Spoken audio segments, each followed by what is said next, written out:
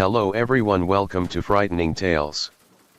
I know many of you enjoy listening to these videos as you fall asleep, so before you drift off, I'd love for you to leave a comment letting me know where in the world you're tuning in from, and if you're enjoying the story, don't forget to like and subscribe. Alright, now let's get comfortable, relax and dive into tonight's case. Story 1.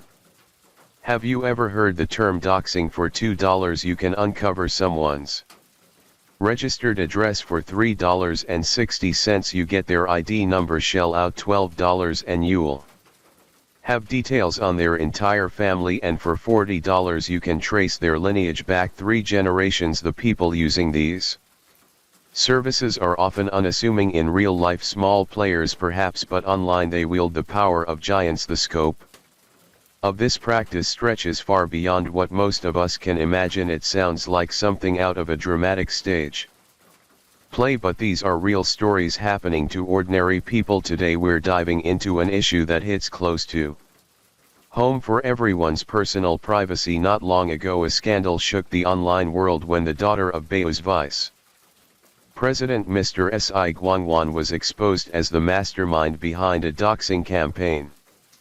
The saga began in mid-March when netizens raised alarms about a Weibo account named "Your Eyes Are the Smallest Lake in the World." Since early 2024, this account had repeatedly leaked private information about others within fan communities. The account's owner was a fervent fan of Jang Won-young, a member of a South Korean girl group. On March 11th, Jang Won-young attended Paris Fashion Week with an exhausting schedule. Fans, heartbroken for their idol, dubbed it a hellish itinerary and criticized her management for exploiting her. Amid the outcry, one netizen commented, "Sleeping in business class isn't exactly torture." A harmless remark devoid of malice or insult, yet it sparked a devastating doxing incident.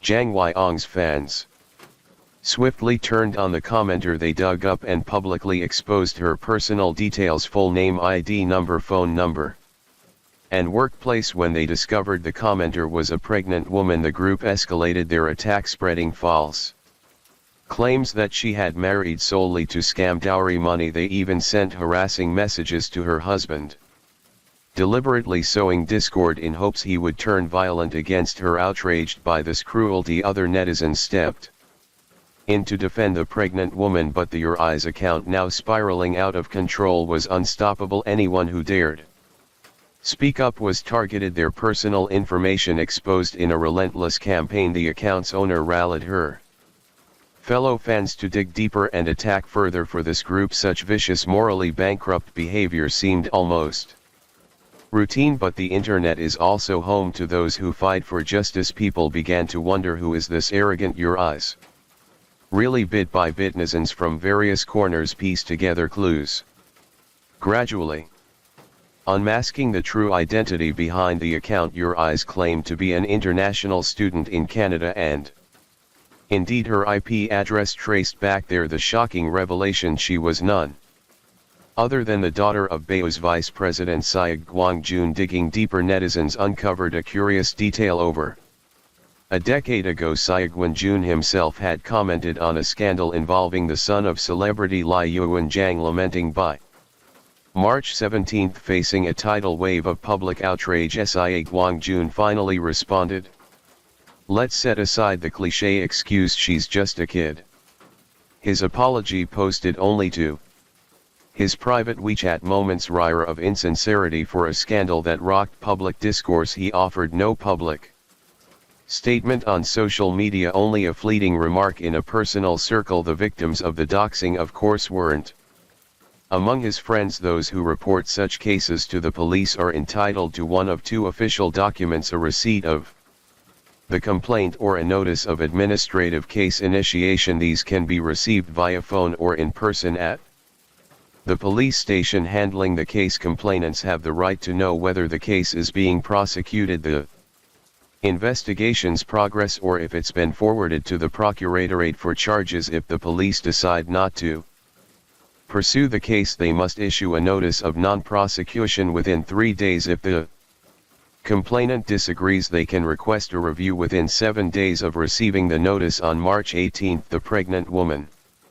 Doc Spizzy's daughter, formally reported the case to authorities and confirmed this to the media as for Ziuan Jun's vague apology on WeChat Moments. She rejected it, demanding a public apology on official media platforms. In truth, the Your Eyes account didn't limit its doxing to K-pop fan circles. It brazenly targeted the anime manga community as well. Being a die-hard fan of AIHYBR from Detective Conan, she randomly singled out a fan of Ranmai, another character, for doxing, fueled by long-standing rivalries between the two fan bases. We've all heard of K-pop fans clashing over their idols but dragging fictional characters into such battles. It's almost laughable. The Yuri's Weibo account has since been suspended for violating platform rules, rendering it inaccessible, yet screenshots preserved by netizens reveal a litany of her audacious inflammatory remarks. Attention soon shifted to a pressing question: how could a 13-year-old girl so easily access strangers' personal information online? Was she exploiting her father's position and authority at BYU to obtain this data? BYU, after all, is no stranger to controversy when it comes to user privacy. While not exactly drowning in scandals, the company has had its share of bad press amid growing suspicion. On March 19, BYU issued a press release insisting our internal data is stored and managed under strict hierarchical access controls, completely secure and isolated. Neither regular employees nor senior executives can access it at will. The company firmly declared, "We won't take the fall for this." Investigative reports from Southern Metropolis Daily and Sonlay and Life Weekly also temporarily ruled out BYU's involvement. According to their findings, the data used by Your Eyes came from social data pools on overseas Telegram platforms. So what are these social data pools? In reality, doxing has evolved into a full-fledged underground industry. At the top are hackers providing technical expertise or insiders within organizations leaking personal data. The middle tier consists of these social data pools, repositories storing personal information on millions of people. At the bottom are criminal organizations using this data for fraud, money laundering, forging loan applications, and other illegal activities. Journalists scoured social media platforms for related keywords and quickly uncovered a slew of posts laced with cryptic language and veiled hints. These posts used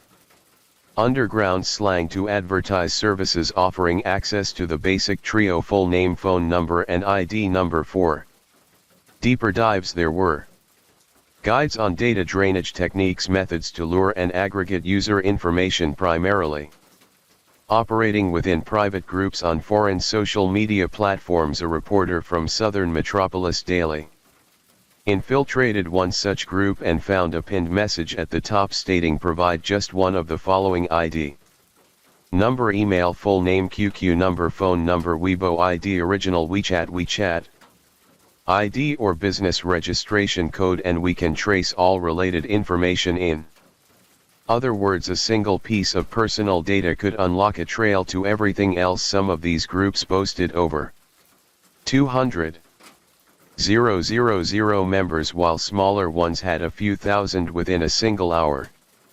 Hundreds of netizens openly shared names or phone numbers to facilitate doxing, posting in public groups without any attempt at concealment to access more sensitive personal information. The reporter, with a colleague's authorization, conducted an experiment. After obtaining permission, they contacted the group's customer service and requested the household registration details of the colleague. By providing just a name and phone number, they retrieved the colleague's ID number for $32. A scanned copy of the household registration document cost $960. The entire process took less than a minute. Another facilitator boasted, "That's not even the half of it, we can dig deeper."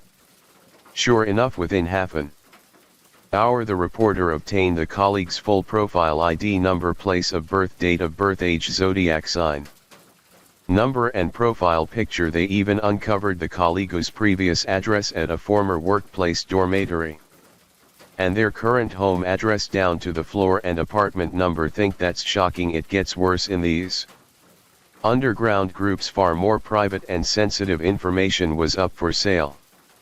For $32 you could access a year's worth of hotel booking history at $8 for 2 years, complete with the identities of co-guests' chat histories. $40 for 1 year with an additional $12 per extra year. Even vehicle license plates could reveal a car's travel routes, including precise timestamps of when it passed through specific intersections or traffic hubs. During the investigation, reporters uncovered numerous posts recruiting partners, essentially invitations to join illegal data trading operations in this black market of data.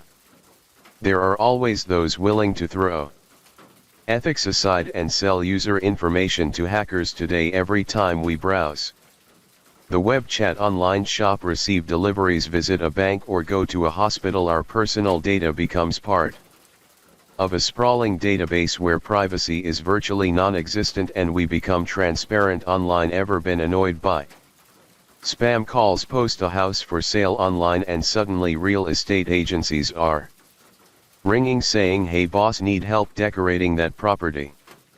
Sign your kid up for a dance class and soon piano, taekwondo and art schools are bombarding you with offers." Cybersecurity today faces grave challenges in an era where one click can expose you. A single misstep can turn your privacy into a commodity openly sold on the market. To be fair, BYU dodged a bullet this time, but netizens know better. Nothing disastrous involving BYU is ever surprising. A decade ago partnered with the Pudian Hospital Network, sparking a nationwide scandal that cost lives. Compared to that, a little data leak seems trivial. It was in this climate of eroded corporate ethics that the tragic story of Wei Zushi unfolded in April 2014. Wei Shi, a second-year computer science student at Zen University of Electronic Science and Technology, was diagnosed with terminal synovial seroma, a rare highly malignant cancer with a slim chance of recovery. Forced to pause his studies for treatment, his family tried every option: chemotherapy, radiation, anything to slow the disease, but his condition only worsened. Desperate for a lifeline, they stumbled upon a treatment called biological immunotherapy. A bulletin search led them to Beijing Armed Police Corps Hospital No. 2. Wei Shi and his family contacted the hospital's immunotherapy center, where the director claimed the treatment originated from Stanford University, boasting an 80% to 90% success rate and the potential to extend life by 20 years. A top-tier Gradia hospital, verified by BA, backed by seemingly credible media reports. Wei and his family had no reason to doubt. They placed their trust in the facility from September 2014 to July 2015.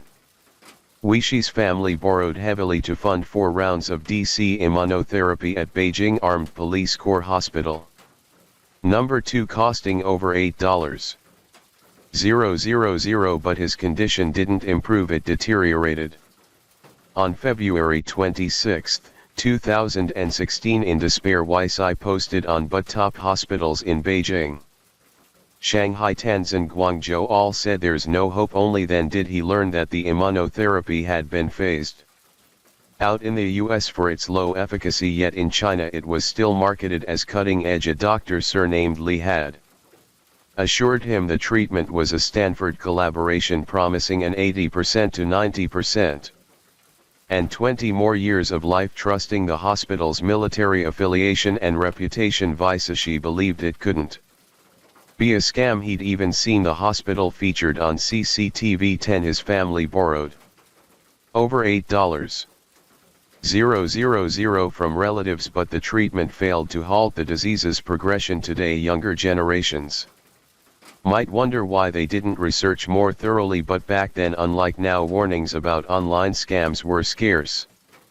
Wei Shi's family didn't know Bij's search rankings were driven by paid ads, not credibility or efficacy. This Ignorance led them into the trap of companies preying on trust, costing them dearly in both money and lives. In the hospital, Wacy spent his final days on April 12, 2016. He passed away in his parents' arms due to lung failure. Bij's bid ranking system faced a firestorm of public criticism on April 28. Sashing published an investigative report exposing the profit-driven ties between the Putin Hospital network and Beo's advertising. The Beijing Armed Police Corps Hospital No. 2 website was in fact a private entity. Its immunotherapy center merely leased the hospital's name, but operated as a for-profit clinic run largely by Putin-affiliated owners. These hospitals collaborated with the Putin network to orchestrate a massive scam. The Wacy case went viral, sparking a butterfly effect that prompted a sweeping review of paid medical search results online. The armed forces halted all paid services. Military and civilian staff returned to their original roles and outsourced employees were let go. Beijing Armed Police Corps Hospital No. 2 was shut down and audited. Wizashi's primary doctor closed his Weibo account. Bulletin's stock plummeted, forcing the company into major reforms. Yet on September 3, 2016, when BYU CEO casually remarked in an interview, "Because of the medical incident we lost $80 million in revenue," it became clear that to investors a life was just a number on a balance sheet. Bulletin offered no apology to Wacy's family, let alone compensation. His furious parents hired a lawyer to send a letter to BYU and file a lawsuit. But how could an ordinary couple challenge the machinery of corporate giants? Wei had dreamed of studying at MIT, writing "MIT My Dream" in his notebook. Chemotherapy turned his hair white, drawing curious stares from children on buses and subways. They didn't know this strange young man had little time left, his dreams forever out of reach. After Wacy's death, his parents honored his wishes, donating $1,600 raised by netizens to his alma mater to establish a charity fund for those in need to afford his expensive treatments. They had borrowed heavily and mortgaged their home. They repaid every cent without touching the donations. With their son gone, the costly medications they had bought from acquaintances were useless. Wei's mother sent the drugs to a 12-year-old cancer patient in Jiangsu. When that child battling bone cancer also passed away, she messaged the boy's mother to offer condolences but broke down in tears before finishing. "It's all our fault as parents," she said, "for failing to save our children's lives." In 2019, Wacy's parents welcomed a new child through IVF, fulfilling another of their son's wishes. Netizens flooded them with congratulations at a cemetery on the city's outskirts. Tombstone stands quietly. His short life ended, but his story awakened the conscience of the online community, igniting a powerful movement that exposed the rot in the medical industry. In 2016, hot on the heels of Wacy's tragic death, BYU was engulfed in yet another scandal, this time involving its hemophilia forum. Booba, one of the company's flagship platforms, is a sprawling hub where users create or join discussions on topics of interest to longtime users. BYUTI is a household name in China's online ecosystem, a symbol of user-generated content with immense influence. Among its many forums dedicated to illnesses, patients found solace and support, sharing advice and experiences. The Hemophilia Forum, run by dedicated moderators and volunteers, was a lifeline for those afflicted, offering science-based treatment tips and medication insights. It became a sanctuary for a community bound by shared struggles. But in January 2016, BYU was exposed for selling the management rights of this forum to a private hospital in Zan. The original moderators were ousted, and the new team not only deleted valuable scientific posts but flooded the forum with ads and misinformation promoting costly and proven treatments that sowed confusion and fear among patients. It soon came to light that Bulletin had sold management rights for nearly 40% of its popular health-related forums to dubious hospitals.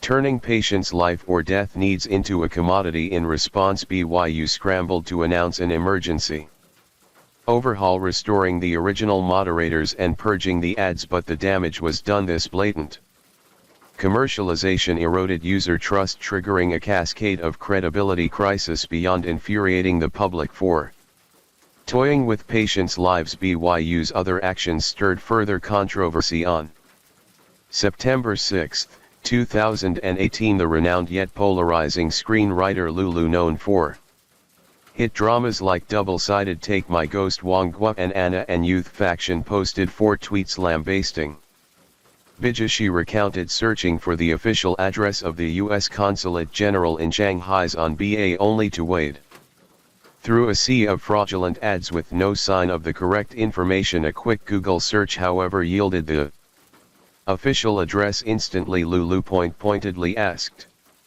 whether Bao's CEO was running a search engine or heading a scam syndicate. Her criticism ignited a firestorm online, amassing over 40,000 comments in under 24 hours. Some users noted that searching for something as simple as abdominal pain often led to abortion clinic ads instead of relevant information. Bulletin initially responded under Lulu's tweet, claiming that search results were shaped by complex algorithms and varied by user keywords. Netizens weren't buying it. They likened Ba's excuse to ordering food at a restaurant and receiving an overly salty dish only for the chef to shrug and say, "Taste differ. What's salty to you might be perfect for someone else."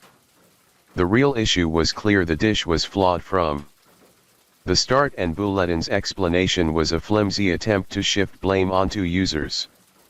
4 hours later, Bulletin issued a public apology to Lulu and its users, promising to remove the offending ads. Netizens dubbed this mea culpa, the textbook toothpaste squeezing apology, a half-hearted gesture squeezed out under pressure. On June 19, 2019, Bulletin sparked outrage among fans of pop idol Zhang Yixing, affectionately nicknamed Little Sheep by his supporters. Jean was mocked by detractors as Cha Yang Quan Zhang, a derogatory term meaning sheep, mocking masses. Bulletin seemed eager to amplify this insult, prominently displaying a question on the homepage of its Bulletin Zhao app: what does Shaiyan Quan Zhang mean? Complete with a mini lecture explaining the term. It was a blatant jab undermining Chang's image. That evening, Jean Yixing's studio issued a fiery statement, and Bulletin quickly backpedaled with an apology letter. The next day, the hashtag is BYU Zhao apologizes to Jean Yixing's topped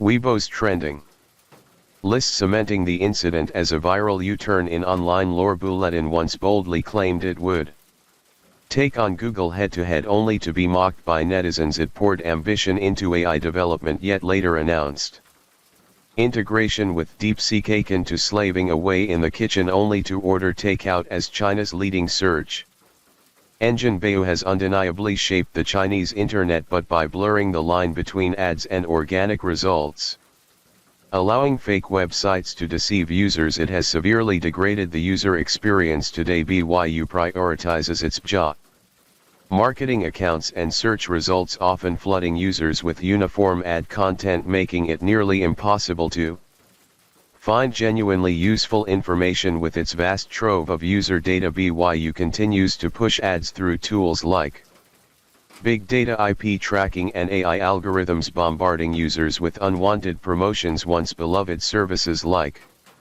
Kongkinjing, a music streaming platform, and BYU Nomi, a local shopping service, are now mere memories. BYU has left users disillusioned, especially those relying on Bulletin Wangpan. BYU Drive without a paid subscription, grappling with bandwidth limits so restrictive they make you question existence itself. Users have distilled their frustrations into a single iconic phrase: "What a scam." Has Bay cleaned up its act today? Try a search yourself. There's some improvement, but it's far from clear-cut. To trace the roots of these deceptive tactics, we must rewind to 2002, when mainland China still had access to Google. Back then, internet users rejoiced in freely searching for information, but one morning in September, Google became inaccessible. At first, People assumed it was a severed cable or a virus, then the truth emerged to domain hijacking. Imagine heading to your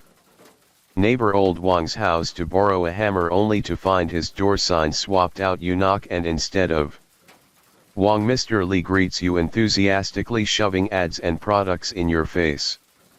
When confronted by students about this, Bulletin CEO calmly denied involvement. It wasn't us. On October 18, 2007.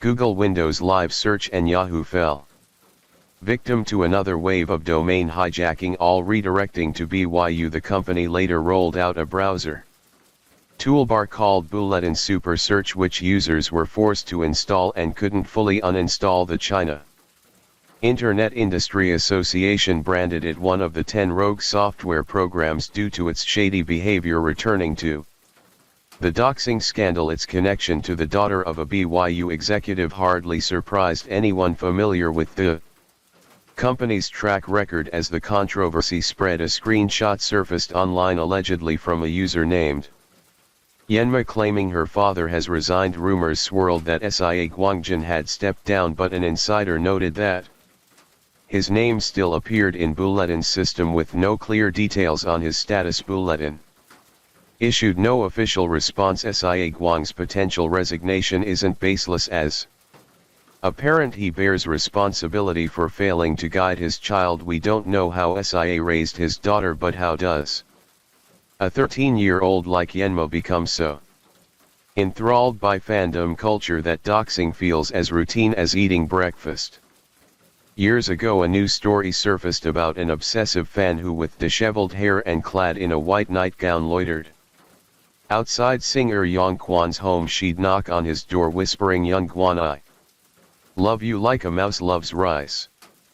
The scene was straight out of The Shining or Paranormal Activity, terrifying enough to spike your adrenaline if glimpsed at night. Yang Quan, then 45, was baffled to still attract such fervent superfans. In recent years, the rise of Gen Z has ushered in a younger, more fervent fan culture. According to Global Times, the doxing incident tied to Jin Yong's fans primarily involved young adults just entering society, with the majority being college and vocational students and the youngest being Yenma. This rapidly growing fan community has spawned extremist factions where the mantra seems to be criticize my idol and I'll dox you. The scandal also exposed related fan phenomena like the culture of pity voucher and the perverse trend of nem vav nai. Sound unfamiliar? Don't worry, I'll break it down. Pity voucher is a play on the Chinese word for tragedy or misery, referring to groups that thrive on venting negative emotions. These circles often consist of young fans who feel their lives are steeped in misfortune, or teenagers chasing trends in K-pop, Western music and anime communities.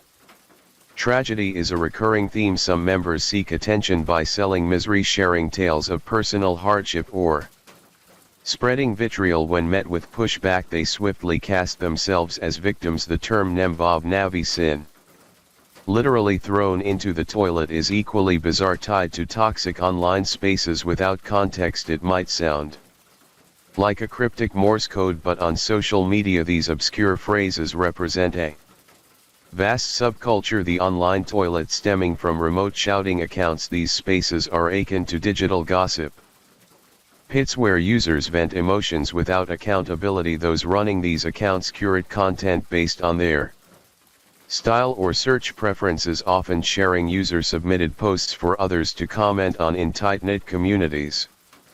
The anonymity fuels crude inflammatory remarks, earning these spaces the online toilet moniker. Participants call themselves toilet sisters or toilet brothers, while those targeted are said to be thrown into the toilet. Even trivial issues can spark ferocious extreme verbal attacks. What's chilling is the presence of middle and elementary school students in these groups, kids like those around us hooked on short-form videos and online communities. Many grapple with strained family ties or crushing academic pressure, leaving them emotionally volatile, unable to find outlets in the real world. These struggles turn them into online powder kegs. Some start as victims of bullying, but end up becoming aggressors. The cycle of the hurting others mirrors schoolyard fights, only now it's waged in the digital realm. While Chinese law clearly deems doxing illegal, enforcement remains fraught with challenges. One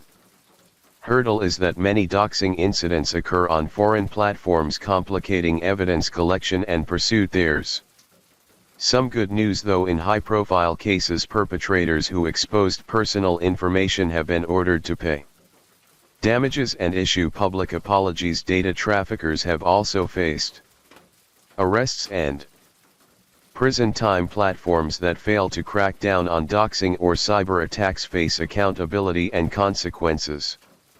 Protecting privacy is a prolonged battle between technology and rights. As we revel in the conveniences of the digital age, we must recognize we're living in an era of increasing transparency. The internet and technology have brought unprecedented benefits but also dark side effects like personal data leaks.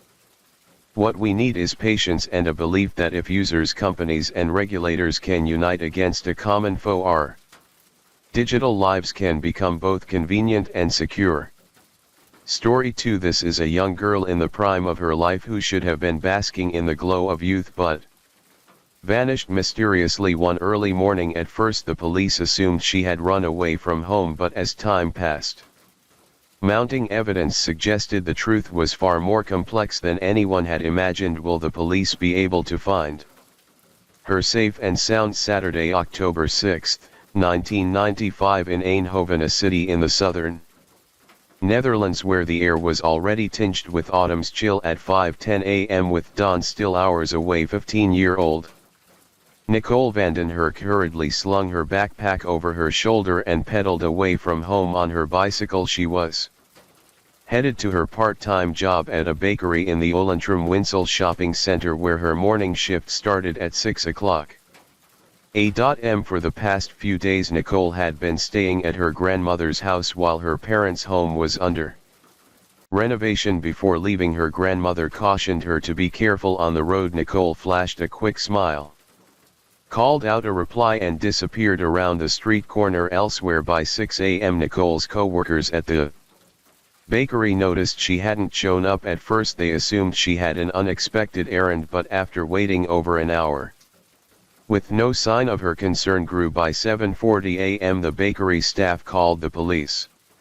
Later that day at 3:30 p.m. Nicole failed to pick up her younger sister from school, prompting her parents to contact the authorities as well. Upon receiving the reports, the police opened a missing persons investigation. They learned Nicole had left her grandmother's house early that morning but never arrived at the bakery. The situation was looking increasingly grim. Nicole's stepfather Ed rushed home from work meeting with the police. His eyes betrayed deep worry and unease. He described Nicole as a well-behaved girl who got along well with her family, insisting she would never disappear without reason. He pleaded with the police to find her. At the time, surveillance cameras were not yet widespread. The police could only search along the route Nicole typically took to and from work, starting from her grandmother's house and tracing the path to the Winkelcentrum Voinsel shopping center. By 5 p.m. that day, multiple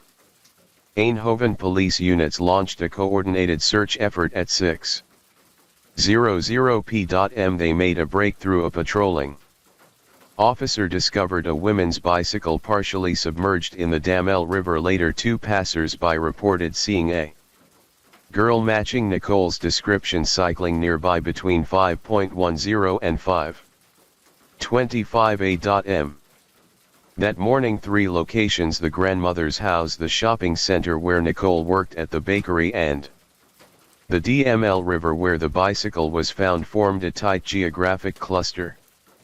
The police initially theorized that Nicole might have argued with her family, sparking a rebellious impulse. Perhaps she decided to skip work, threw her bicycle into the river in a fit of anger and ran away. However, Nicole's stepfather Ed swiftly dismissed this idea. He explained that while Nicole was a teenager, she had never shown signs of rebellion. She was a responsible, obedient girl who loved her job at the bakery and took it seriously. The job was her choice, Not something she was forced into, she was passionate about it and would never abandon her responsibilities or run away.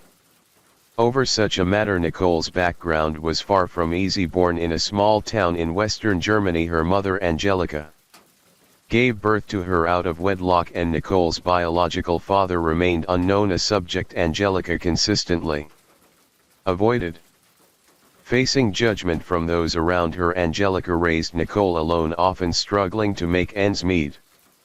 Fortunately, she later met Ed Vandenherk, who would become Nicole's stepfather. Together they built a new family. Ed, who had a son from a previous marriage, proved to be a dependable man, offering Angelica a sense of security. He brought Angelica and her children to settle in Eindhoven. Though a blended family, Ed treated Nicole as his own daughter, ensuring she and his son received equal care. He provided Nicole with the stable, loving home she had lacked growing up, filling the void left by her absent biological father. Grateful for his devotion, Angelica changed Nicole's surname to match Ed's, but their happiness was short-lived. Angelica began battling depression, her mental health deteriorating rapidly. Her moods grew erratic and she lashed out at her children without reason. Gradually withdrawing from her husband, the family dynamic grew tense, teetering on the edge of collapse. Angelica recognized her mental struggles, but in that era lacked access to effective treatment. She coped by isolating herself, sometimes locking herself in her room and shutting out the outside world. Despite her condition, Ed remained steadfast. Rather than turning away, he did his best to support her, caring for their two children and quietly encouraging Angelica to find her strength. But her illness, compounded by inadequate treatment, pushed her to the brink of collapse. Ultimately, Ed made the painful decision to end the marriage. Though he loved Angelica deeply, he could not allow the children to grow up in such a strained environment. The couple divorced. Ed petitioned the court for custody of Nicole, whom he considered his own daughter. He felt a duty to fulfill his role as her father, given Angelica's emotional instability, which left her unable to care for a child alone. The court granted Ed's request. Ed moved with the two children to his mother's home. Angelica remained alone in the family's old house. Ed's demanding job often required travel, so he frequently entrusted the children to his mother, who lovingly cared for them, especially her granddaughter Nicole. During one of his business trips, Ed met Yolanda, a woman who gradually became part of their lives. Yolanda adored children and treated Nicole and her brother with kindness, slowly stepping into the role of a mother figure. At first, Nicole was wary of her new stepmother, but over time she warmed to Yolanda. The family settled into a calm, stable routine. Angelica, however, was not as fortunate. She battled her illness alone, and learning that her ex-husband had started a new family plunged her deeper into despair. 6 months before the case unfolded, Angelica took her own life. Nicole was devastated, consumed by grief, weeping day and night, unable to come to terms with the cruel reality. Seeing his daughter in such anguish, Ed was heartbroken. He took extended leave from work to stay by her side, offering comfort and support. Over time, Nicole's spirits lifted slightly, but she still deeply missed her mother. To cope with her pain, she chose to keep herself busy beyond school hours. She sought out a part-time job, hoping to distract herself from her grief. She found work at a bakery in the Winkelcentrum shopping center, putting in a few hours each day. This routine continued for several weeks until the incident occurred. Despite the hardships she faced, Nicole never faltered under her stepfather's care. She excelled in school, grew resilient and independent, and blossomed into an optimistic young woman. The police, however, wondered if Nicole was still haunted by her mother's death, since she was born in Eschen, Germany. Could she have relatives there? Was it possible she had returned to her birthplace? Ed clarified that while Nicole did have relatives in Germany, such as her maternal grandmother's family, she had left Germany as a young child and never maintained contact with them. She didn't even know their exact addresses, making it highly unlikely she would return there. Moreover, at just 15 years old, Nicole had never traveled alone and had no money to make such a journey. Ed harbored a growing sense of dread. Convinced something terrible had happened to his daughter, he urged the police to continue their search relentlessly. Spurred by his persistence, the police pressed on with their investigation. Ed also rallied friends and acquaintances to assist during this time. The police interviewed Nicole's half-brother Andy, who was 19. He described his sister as a kind-hearted girl, and despite not sharing the same biological mother, their bond was as close as that of full siblings. Andy noted that Nicole showed no unusual behavior before her disappearance, leaving him baffled and deeply saddened by her sudden absence. By October 19, Nicole had been missing for 13 days. The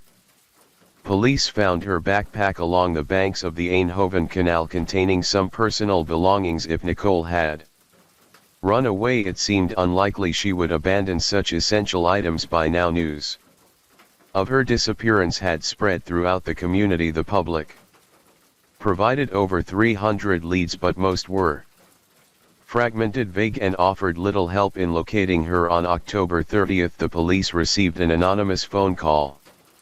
The caller, a man, claimed Nicole may have been murdered and that he knew the identity of the killer. Just as the police began to press for details, he hung up. Initially, they dismissed it as a possible prank. After all, Nicole's disappearance was widely publicized, and numerous tips, both genuine and false, had flooded in. The police expanded their search but made no progress. Nicole seemed to have vanished without a trace. Out of options, the police revisited the leads provided by the public. The anonymous call drew their attention again. Listening to the recording, they noted the man's voice was low and measured, as if suppressing some emotion, with a faintly provocative tone. By tracing the call, they discovered it originated from a public phone booth. The police broadcast the recording on television for several days, hoping someone might recognize the voice, but no new leads emerged. Next, they questioned several troubled youths in the area, as some witnesses reported seeing teenagers loitering in roadside bushes, intimidating cyclists. But after interrogating dozens of individuals, the police found no solid leads. Nicole's stepfather Ed visited the police station daily to check on the investigation's progress, visibly worn. He had lost significant weight. In an interview with reporters, he said, "If the outcome is the worst, I think I'll fall apart." Rumors began to swirl locally. Some speculated Nicole had been kidnapped and taken out of the Netherlands. Others suggested she had run off with a boyfriend. Still others believed the trauma of her mother's death had driven her to take her own life. Gossip spread like wildfire, casting a shadow over the city. More than a month after the case began, a man walking through a forest between Mirlo and Leroy spotted a woman lying on the ground in the distance, clearly deceased. For days, the police rushed to the scene. Upon receiving the report, examination revealed clear wounds on the woman's head and damaged clothing. The body was confirmed to be Nicole, missing for over a month. The discovery site was less than 10 kilometers from her grandmother's house. Forensic analysis showed multiple injuries on Nicole's body, indicating she had been attacked before her death, with a fatal wound to her chest. She had died approximately 1 month earlier. Ed was shattered by the news of his daughter's fate. Though he had braced himself for the worst, the reality was unbearable. A week later, he organized a funeral for Nicole. Over 1,000 people gathered at the site to pay their respects, holding flowers and wearing solemn expressions as they bid farewell to the young girl. Many, including strangers who had never met her, wept, mourning Nicole's tragic fate. The police investigation continued, with everyone eager to see the perpetrator brought to justice, but progress remained elusive. Public frustration grew, with accusations of police incompetence mounting. Ed too began to lose patience, believing the police were not taking the case seriously, questioning irrelevant individuals and chasing dead ends. In truth, the police were at a loss, even resorting to consulting a psychic whose vague insights only further undermined their credibility. For months after the case began, an unexpected lead emerged. A woman named Celine, originally from Eindhoven but arrested in Miami, USA for trafficking illegal goods, provided a tip to local police to secure a reduced sentence. She claimed she had been coerced into the trade by a gang that had also killed Nicole. The Miami police relayed this information to their counterparts in Eindhoven. However, upon investigation, all of Celine's claims proved false. The gang she described did not exist. Once again the trail went cold. The police then shifted their focus to Nicole's stepfather Ed, noting his behavior seemed unusual. His intense interest in the investigation, particularly after learning of Celine's tip, raised suspicions. He seemed convinced the fictitious gang was responsible for Nicole's death, prompting the police to wonder if he was deflecting attention to cover his own involvement. After all, Nicole was not his biological daughter, making him a potential suspect. They also scrutinized Andy, Nicole's half-brother, who had been emotionally unstable since her death, losing control during police interviews. Ultimately, the police arrested both Ed and Andy on suspicion of murder. This move sparked widespread public outrage, with many accusing the police of negligence and scapegoating an innocent father and son. Since Nicole's disappearance, Ed and Andy had tirelessly sought answers, often outworking the police themselves. They even appealed to the media to keep the case in the public eye. How could such people be responsible for Nicole's death? The notion seemed unthinkable under intense public pressure and with no evidence to hold them. The police quickly released Ed and Andy. This misstep plunged the investigation into a deeper deadlock. Public focus shifted from finding Nicole's killer to questioning whether the police were abusing their authority.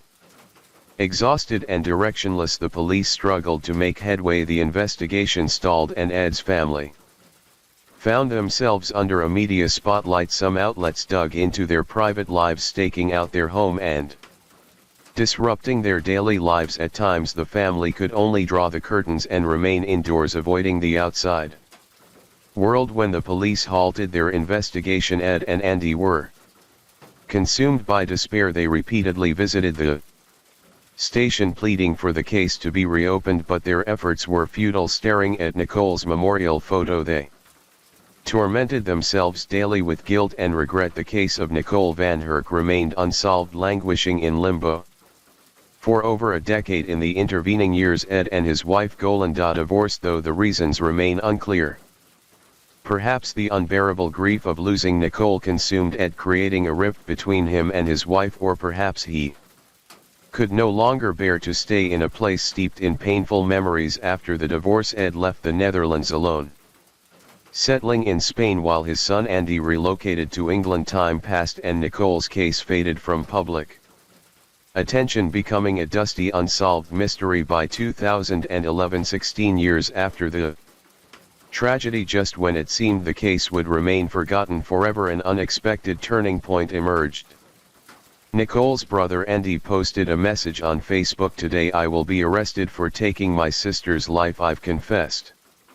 I'll get back to you all soon." The post sent shockwaves through social media. Some users questioned why he would harm his sister, others speculated he was mentally unstable, and a few immediately alerted the police, demanding an investigation. After posting, Andy voluntarily contacted the authorities, claiming full responsibility for Nicole's murder. He said he didn't care about the consequences and was prepared to spend his life in prison. The police investigated Andy but found no evidence linking him to Nicole's death. Under relentless questioning, Andy broke down and revealed the truth. Sobbing, he explained that Nicole was the sister he cherished most. As her brother, he only wanted the best for her and would never harm her in the slightest. His confession was a desperate ploy. The Dutch police had abandoned the investigation, and Andy, at a loss for how to seek justice for his sister, resorted to this risky tactic.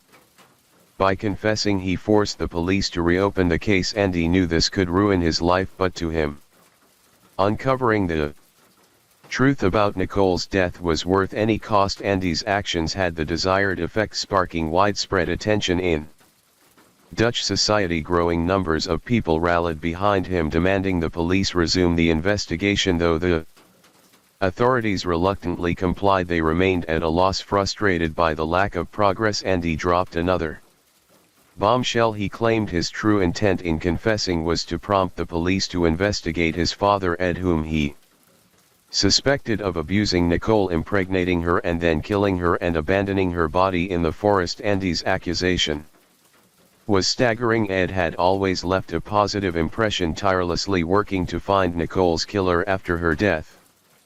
His dedication was evident to all. When Nicole's body was found, forensic examinations were thorough, making it highly unlikely they missed a pregnancy, but anything was possible, and to verify Andy's claims the only option was to exhume Nicole's body for a new forensic analysis. This was in fact part of Andy's plan. He knew his father was innocent but made the accusation to force the police to re-examine Nicole's remains. By 2011, 16 years after her death, forensic technology had advanced significantly, capable of detecting traces previously overlooked through modern DNA analysis. In September 2011, the police exhumed Nicole's body and sent her remains to a forensic lab for re-examination. Unsurprisingly, Nicole had not been pregnant. However, the analysis yielded a breakthrough. DNA from 2 unknown men was extracted. A male hair was also found on her clothing. These discoveries reignited hope for solving the case. Testing revealed that one DNA sample belonged to a male classmate of Nicole's. The police tracked him down. He admitted he had been dating Nicole and that they had been intimate before her disappearance. Overwhelmed with guilt, he explained that being young at the time, he feared getting into trouble and chose to stay silent about their relationship. For years he lived with the pain of her loss. However, he had no knowledge of who took Nicole's life. Their relationship was corroborated by other classmates, and his parents confirmed he was home at the time of the crime. He was cleared as a suspect. The second DNA sample, belonging to an unknown man, did not match Ed or Andy, fully exonerating them. A year later, the investigation achieved a breakthrough. The police zeroed in on a suspicious man with a history of violent crimes against women whose methods resembled those used in Nicole's. His name was Joss, a 46-year-old with a notorious past. A DNA sample from Joss matched the unidentified male DNA perfectly. Mitochondrial testing also confirmed the hair on Nicole's clothing belonged to him. At last, the true culprit in Nicole's case was unmasked. 19 years after the crime, the police arrested Joss.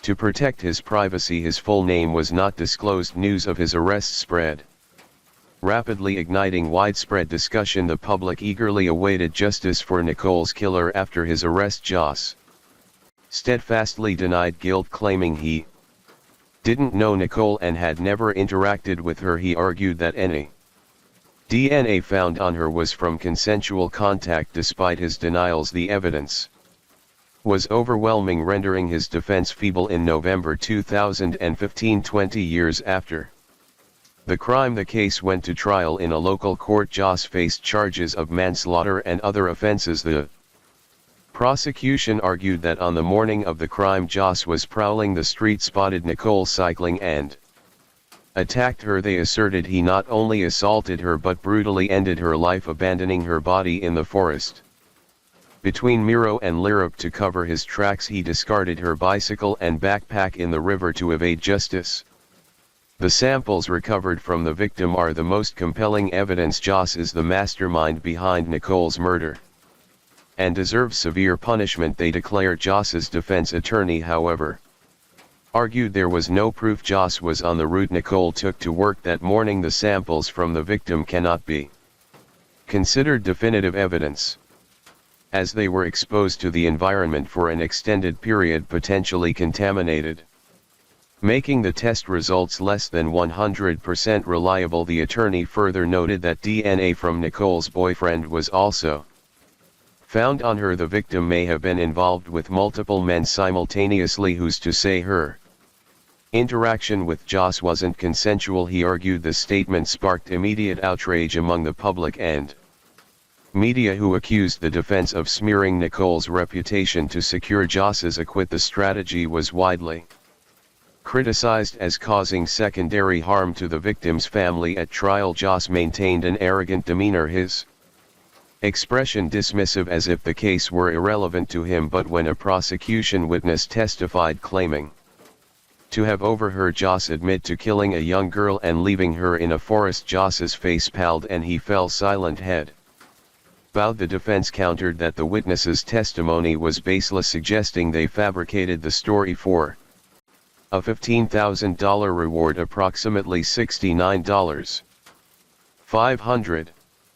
At the $21 exchange rate offered for critical leads, the prosecution and defense clashed fiercely in court. After the trial, the prosecution's witness spoke to reporters, revealing that Joss had been treated at a psychiatric hospital and confided to him about violently attacking and killing a young girl. Many believed this girl was Nicole, yet Joss continued to deny guilt. The prosecution's case hinged on the DNA evidence, but the defense's claims of potential contamination left the case at an impasse. In March 2016, the court ordered a re-examination of the DNA samples. 5 leading DNA experts participated, confirming the samples were pristine, uncontaminated, and perfectly matched Joss. They also discovered a trace on Nicole's body containing DNA from both Joss and her boyfriend, suggesting Joss may not have acted alone. This revelation cast further ambiguity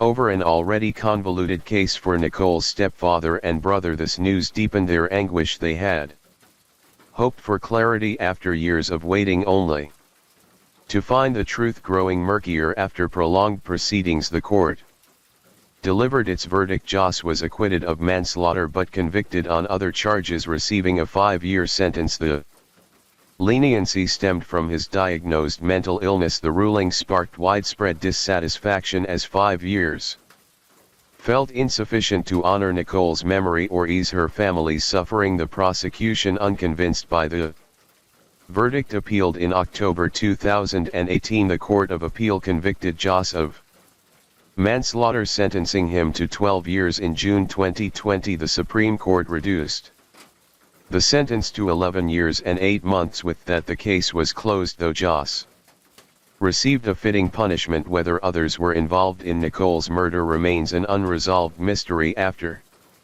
losing his sister, Andy's mental health deteriorated, eventually leading to severe depression. While fighting for Nicole's justice, he battled his own illness. In 2021, Andy posted his final message on Facebook before passing away forever. His death added another layer of tragedy to an already heart-wrenching story. He had relentlessly sought truth for his sister even as illness ravaged him, never wavering. Sadly, justice arrived too late and was incomplete. Story 3. A family of 2 parents and 5 children once lived in blissful harmony, but unforeseen twists of fate shattered their marriage, leaving a mother and her son brutally murdered and a daughter vanished without a trace. This harrowing story unfolds at a resort nestled in the northern reaches of California's Sierra Nevada mountains on America's west coast. A chilling crime and a decades-long quest to unmask the perpetrator continued to haunt those who witnessed its aftermath. The story takes place in California, a state on the western seaboard of the United States, boasting the nation's largest population and 3rd largest land area. With a thriving economy and a temperate climate year-round, California draws countless residents seeking to build a life and chase their dreams. In its central eastern region looms the majestic Sierra Nevada mountain range. Tucked in Plumas County at the northern edge of these mountains lies Ketty Resort, a serene retreat nestled within a forest by a river dotted with wooden cabins framed by breathtaking tranquil scenery. The central figures of this story are Sue Sharp and James Sharp, a married couple with 5 children living as a family of 7 in Connecticut on the East Coast of the United States. James was an abusive husband, subjecting Sue to years of suffering. Unable to endure any longer, she made the courageous decision to end the marriage in 1979. Sue and James, officially divorced, left to raise her 5 children alone. Sue uprooted her family from Connecticut and relocated to Northern California, where her brother resided. Struggling financially, Sue and her children lived in a caravan provided by her brother's support. By the fall of their second year in California, the cramped conditions of the caravan had become unbearable. Sue decided to rent a 2-story wooden cabin 28 at Ketty Resort in the Sierra Nevada mountains. The cabin, surrounded by dense foliage and featuring an open staircase, was part of a close-knit community where cabins stood near one another. Sue forged warm relationships with her neighbors, and her children often played with the neighbors' kids. Despite the idyllic setting, life for Sue and her 5 children was far from easy. Without steady employment, Sue relied entirely on federal education grants and child support payments from her ex-husband. Though their circumstances were modest, the family of 6 carved out a simple, seemingly happy existence. But this fragile peace would not last long. On April 11, 1981, Sue, a 36-year-old single mother, was spending a quiet Saturday with her children. By now, she had settled into her role as the sole caregiver for her 5 growing children: her eldest son John, age 15, her second son Rick, age 10, her youngest son Greg, age 5, her eldest daughter Sheila, age 14, and her youngest daughter Tina, age 12. At 11:30 a.m. that day, Sue drove with Sheila and Greg to a nearby baseball field to pick up Rick. Along the way, they encountered John and his close friend Dana, and the group returned home together after collecting Rick. By 3:30 p.m. John and his friend Dana left cabin 28 to head to Quincy, a town 11 kilometers away, to meet friends. At 7:30 p.m. Sheila and Tina crossed the road to the neighbor's house, the Chibouart family, to watch TV. Sheila had a great time with the neighbor's daughter and decided to spend the night there, while Tina chose to return home later to sleep. At this point, cabin 28 housed 4 people: Sue, her second son Rick, her youngest son Greg, and Justin, the son of their neighbor Martin. By 10 p.m. John and Dana returned home after a lively evening with friends. Tina too was back in the cabin. All 7 occupants of the wooden cabin were settling in for the night, expecting a peaceful slumber. Little did they know a tragedy was about to unfold. At 7:00 a.m. the next morning, Sheila woke at the Chibouart family's home and prepared to return to cabin 28. She expected to be greeted by the familiar faces of her family as she had every day, but as she opened the door, a horrifying scene seared itself into the 15-year-old's memory for the rest of her life. The living room was a tableau of carnage. Blood stained the floor, walls, and ceiling. Near the entrance lay her brother John, supine on the ground, his throat slashed, hands bound tightly with medical tape, and feet entangled in electrical cords. Nearby, John's friend Dana lay face up, his head severely injured, one side resting on a pillow on the sofa. The killer had bound Dana's and Jay's ankles together with electrical wire. Sue, their mother, lay near the sofa, draped in a blanket, unclothed below the waist, her chest and neck riddled with wounds. All 3 in the living room showed no signs of life. Overwhelmed with terror, Sheila screamed. She rushed to the bedroom to check on her younger brothers, finding Rick, Greg, and Justin, the neighbor's son, still fast asleep. Frantic, Sheila ran to Tina's bedroom next door, only to find it empty. She searched the entire cabin, but her younger sister was nowhere to be found. Neighbors confirmed that Tina had returned home the previous night. In a panic, Sheila fled to the Savordi household. Upon seeing the gruesome scene in cabin 28, Savordi was equally horrified. He quickly ushered the 3 surviving boys, Rick, Greg, and Justin, out through a bedroom window to spare them the nightmarish sight in the living room. However, before the Savordi had entered the cabin to assess the situation, potentially compromising the crime scene. Soon after police arrived, their investigation revealed that Sue had suffered a blunt force injury to one side of her head, likely from the butt of a gun. Both Sue and John had been killed with a combination of blunt force trauma and sharp weapons. Dana had been strangled by the perpetrator. All 3 victims showed signs of a struggle,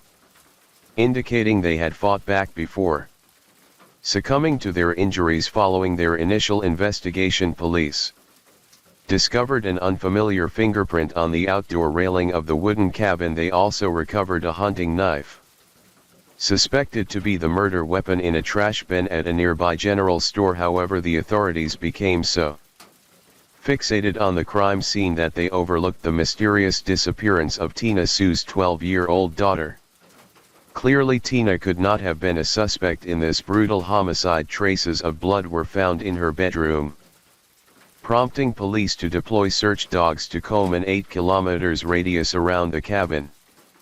But their efforts yielded no results. The evidence at the scene painted a picture of a savage attack, as if the perpetrator harbored deep-seated rage toward the victims. Yet Sue, the homeowner, was known as a kind and approachable woman. She adored her children and maintained cordial relationships with her neighbors, with no known enemies. In the wake of the tragedy, the FBI joined the investigation, focusing on Tina's enigmatic disappearance. But after just over 2 weeks, the FBI withdrew, citing confidence in the professionalism and impartiality of the California State Police's efforts. A couple residing at Katy Resort reported hearing a piercing scream around 1:30 a.m. on the night of the murders, though they couldn't pinpoint its source. Another neighbor claimed to have seen a green car parked outside Sue's cabin that night, while someone else mentioned spotting a brown vehicle.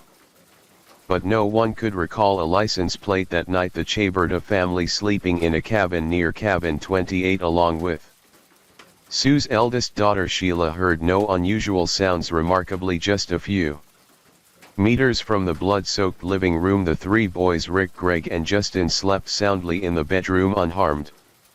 When initially questioned, all three boys said they heard nothing unusual in the house. However, Justin, the son of neighbor Martin, later revised his statement. At first he claimed that upon seeing the carnage in the living room he thought he was dreaming. Later he admitted to witnessing parts of the crime unfold. The police arranged for a psychologist to hypnotize Justin in an attempt to unlock more of his memories under hypnosis.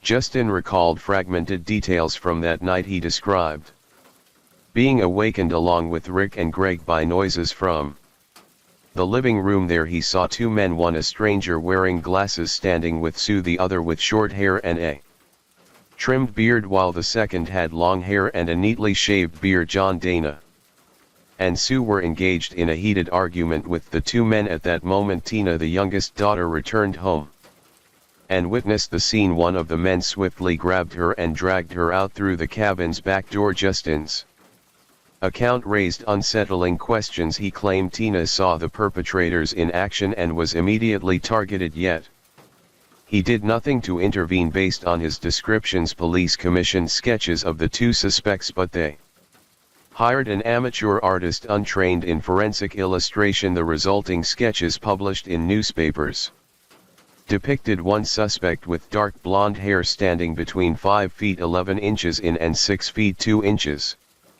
in tall, and another with black gelled hair between 5 feet 6 inches in and 5 feet 10 inches in. Both were estimated to be around 30 years old and wore gold-rimmed sunglasses. Days after the murders, new information further muddled the investigation. Martin, Justin's father, reported that a claw hammer was missing from his home. His wife Marilyn discovered a blood-stained jacket in their basement, which she believed might belong to Tina, the missing girl. Martin, a Vietnam War veteran, repeatedly provided leads to the police, seemingly attempting to steer the investigation away from himself and clear his name. Another suspect emerged.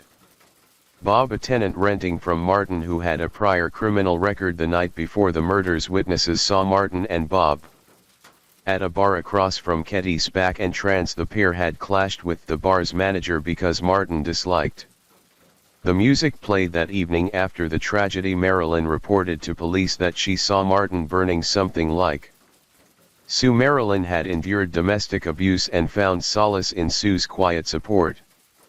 Sue had encouraged Marilyn to leave her abusive husband, which enraged Martin when he learned of it. He believed Sue was undermining his marriage, fostering deep resentment toward her. Following the murders, Marilyn promptly filed for divorce. Notably, Martin's son Justin slept unharmed in the bedroom with Rick and Greg during the attack. If Martin was the perpetrator. This detail could explain much of the puzzle despite the wealth of evidence available for analysis. The investigation faltered, failing to deliver the expected results. Neither Martin nor Bob was arrested. Rumors swirled that the lead investigator, Doug Thomas, shared a close personal connection with Martin, fueling suspicions of a cover-up. The seemingly clear evidence contrasted sharply with the investigation's murky progress, leading many to question whether the police were shielding the killer. In a documentary, Doug Thomas, the sheriff overseeing the case, denied any friendship with Martin. He claimed he had only met Martin and Marilyn when they sought his counsel for marital issues, visiting his office for guidance. This explanation raised eyebrows.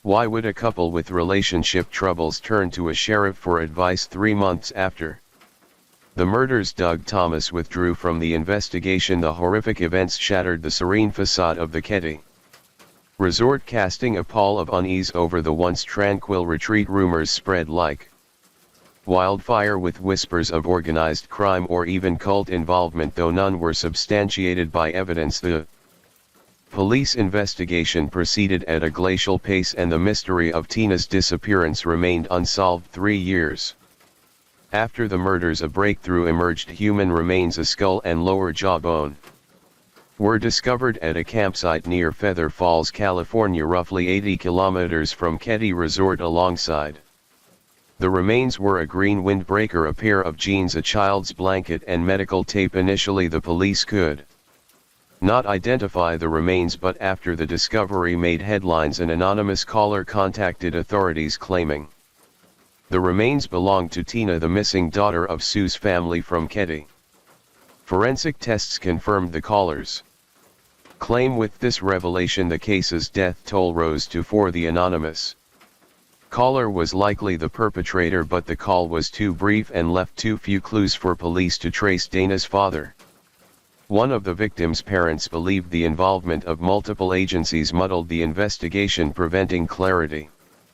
Many suspected the police deliberately suppressed the truth despite ample evidence. The case languished, with some evidence destroyed or rendered unusable due to neglect. In 2004, 23 years after the murders, Cabin 28 was demolished. The site had drawn morbid curiosity, with visitors flocking to see it and some even attempting to stay inside. In 2008, 27 years after the tragedy, a documentary explored the case. In it, Marilyn, Martin's wife, expressed her belief that Martin and his tenant Bob were the culprits. However, Lieutenant Doug Thomas dismissed her claims, noting that Martin had passed a police polygraph test at the time. Later, some overheard Martin bragging that outsmarting the police's polygraph machine was effortless. In 2013, 32 years after the murders, the Cabin 28 case was reopened. 2 special investigators took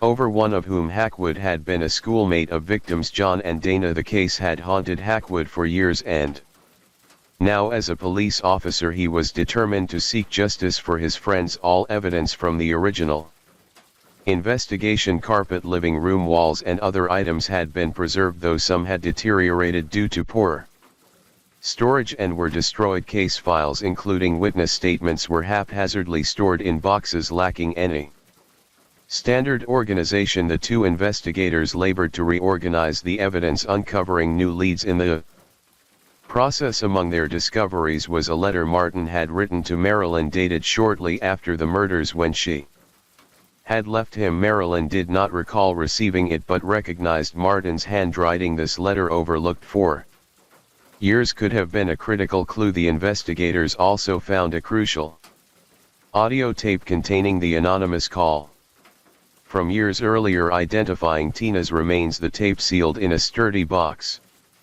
had never been opened. Further digging revealed something even more shocking. Martin had visited a psychologist in Nevada multiple times. When investigators tracked down the psychologist, they learned a staggering revelation. During a session, Martin had confessed to the psychologist that he was responsible for the deaths of Sue and Tina, but spared the 2 boys. The psychologist had reported this to the police, but they dismissed it as baseless. The Investigators were stunned. Numerous key pieces of evidence had been ignored, seemingly to conceal the truth. The investigators concluded that Martin and Bob, his tenant, were likely involved in illegal drug trafficking, possibly linked to a broader criminal organization with ties to federal authorities. But when they sought to question the suspects, they learned both had long since died, Bob 7 years after the murders and Martin 19 years later from cancer. 3 years after the investigation was reopened, a hammer was found in a lake at Katy Resort, matching the description of the missing hammer from Martin's home at the time of the murders. Over 30 years had passed and the rusted hammer was likely one of the murder weapons. Though both primary suspects were deceased, the investigators pressed on, determined to uncover the truth. They revealed that beyond Martin and Bob, 6 other suspects still alive were under consideration. DNA from a piece of tape at the crime scene matched some of these suspects' profiles, but this alone was insufficient to prove their guilt. To this day, the investigation continues, yet no one has been charged. Sheila, the eldest daughter, who survived the ordeal, expressed gratitude for the renewed effort and hopes that the truth will one day surface. Katy Resort has grown increasingly desolate and eerie. Most of the wooden cabins have fallen into disrepair, and cabin 28 is now a pile of rubble after the horrific events. Neighbors gradually moved away and tourists rarely visit.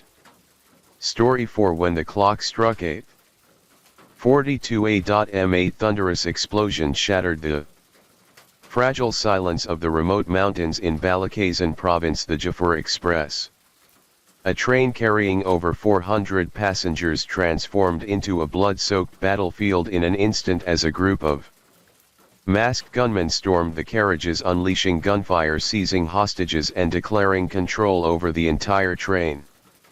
For the next 24 harrowing hours, a nation stood paralyzed, gripped by a single chilling question: who would survive this?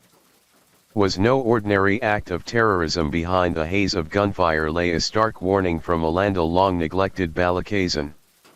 This shocking train hijacking not only rocked Pakistan to its core but also laid bare a complex and painful truth.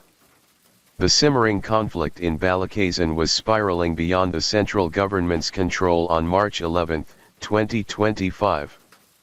The Jafur Express, one of Pakistan's vital railway lines connecting Quetta in Balikazan to Pasha in Khyber Pakhtunkhwa, departed on schedule, carrying approximately 450 passengers, including civilians, government employees and several soldiers returning from duty rotations. This route was long known as a high-risk corridor, winding through desolate stretches, particularly the Dar region, where separatist militant groups frequently launched attacks at approximately 8:42 a.m. as the Jafur Express rolled through Dar, a rugged borderland of hills and desert. A series of deafening explosions erupted. Initial investigations revealed that 8 improvised explosive devices, IEDs, detonated almost simultaneously, targeting the tracks ahead of the train. The blasts derailed at least 3 carriages, forcing the train to a chaotic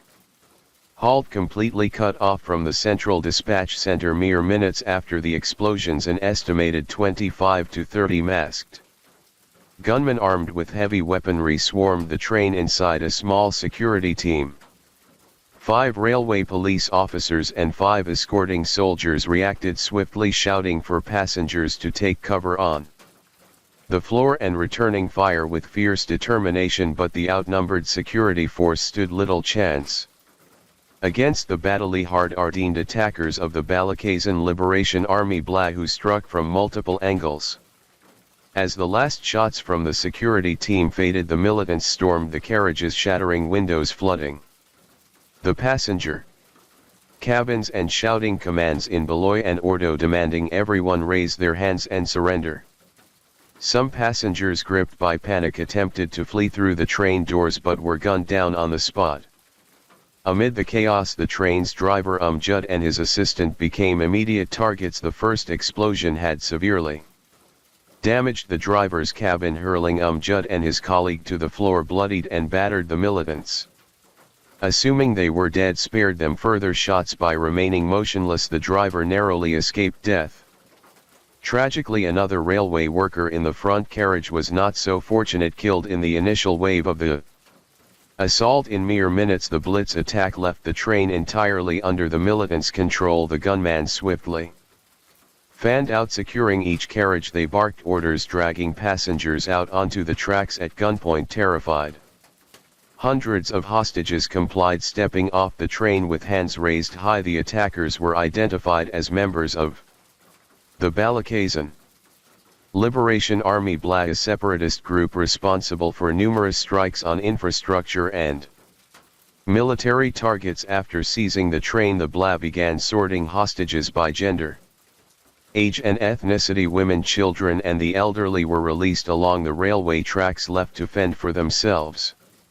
Without food or water in the remote mountainous terrain, however, soldiers, railway workers, government officials and some passengers suspected of being outsiders were detained. The militants focused on isolating able-bodied men, particularly those who appeared non-local, scrutinizing names and addresses on identification cards. Many passengers, Punjabis, Pashtun and others traveling north, became targets. The gunman quickly identified several plain-clothed soldiers and escorted police among the crowd, singling them out as primary targets. Without warning, the militants opened fire in a cold-blooded execution. They picked out certain people and shot them, recounted Muhammad Naif, a hostage who miraculously escaped. His voice trembling with horror. Another witness recalled they checked IDs and military cards, then shot 2 soldiers right in front of me before dragging 4 others away. All the Punjabis were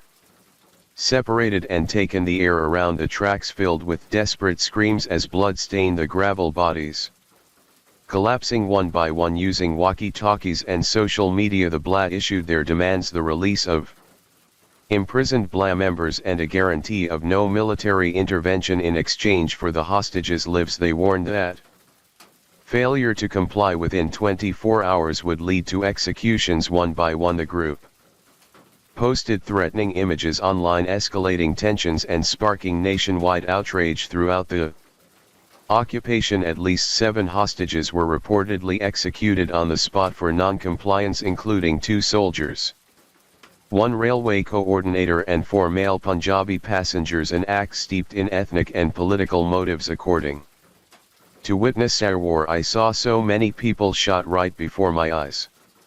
He described how the attackers pulled groups to the edge of the tracks and opened fire. The death toll too high to count. Among the initial victims were at least 1 police officer and a soldier from the train security escort. The daylight massacre left surviving hostages paralyzed with fear, some fainting from shock, others weeping and pleading for mercy. After the brutal display of power, the militants began detaining the remaining hostages, roughly a few hundred, mostly young, healthy men. Punjabis or those suspected of military ties were separated and held for potential prisoner exchanges. Those deemed low value, women, children and the elderly, were stripped of belongings and expelled from the scene, discarded like burdens. Murad Ali and his wife were among the fortunate few released. They asked my ethnicity, I said Sindhi, and they let us go.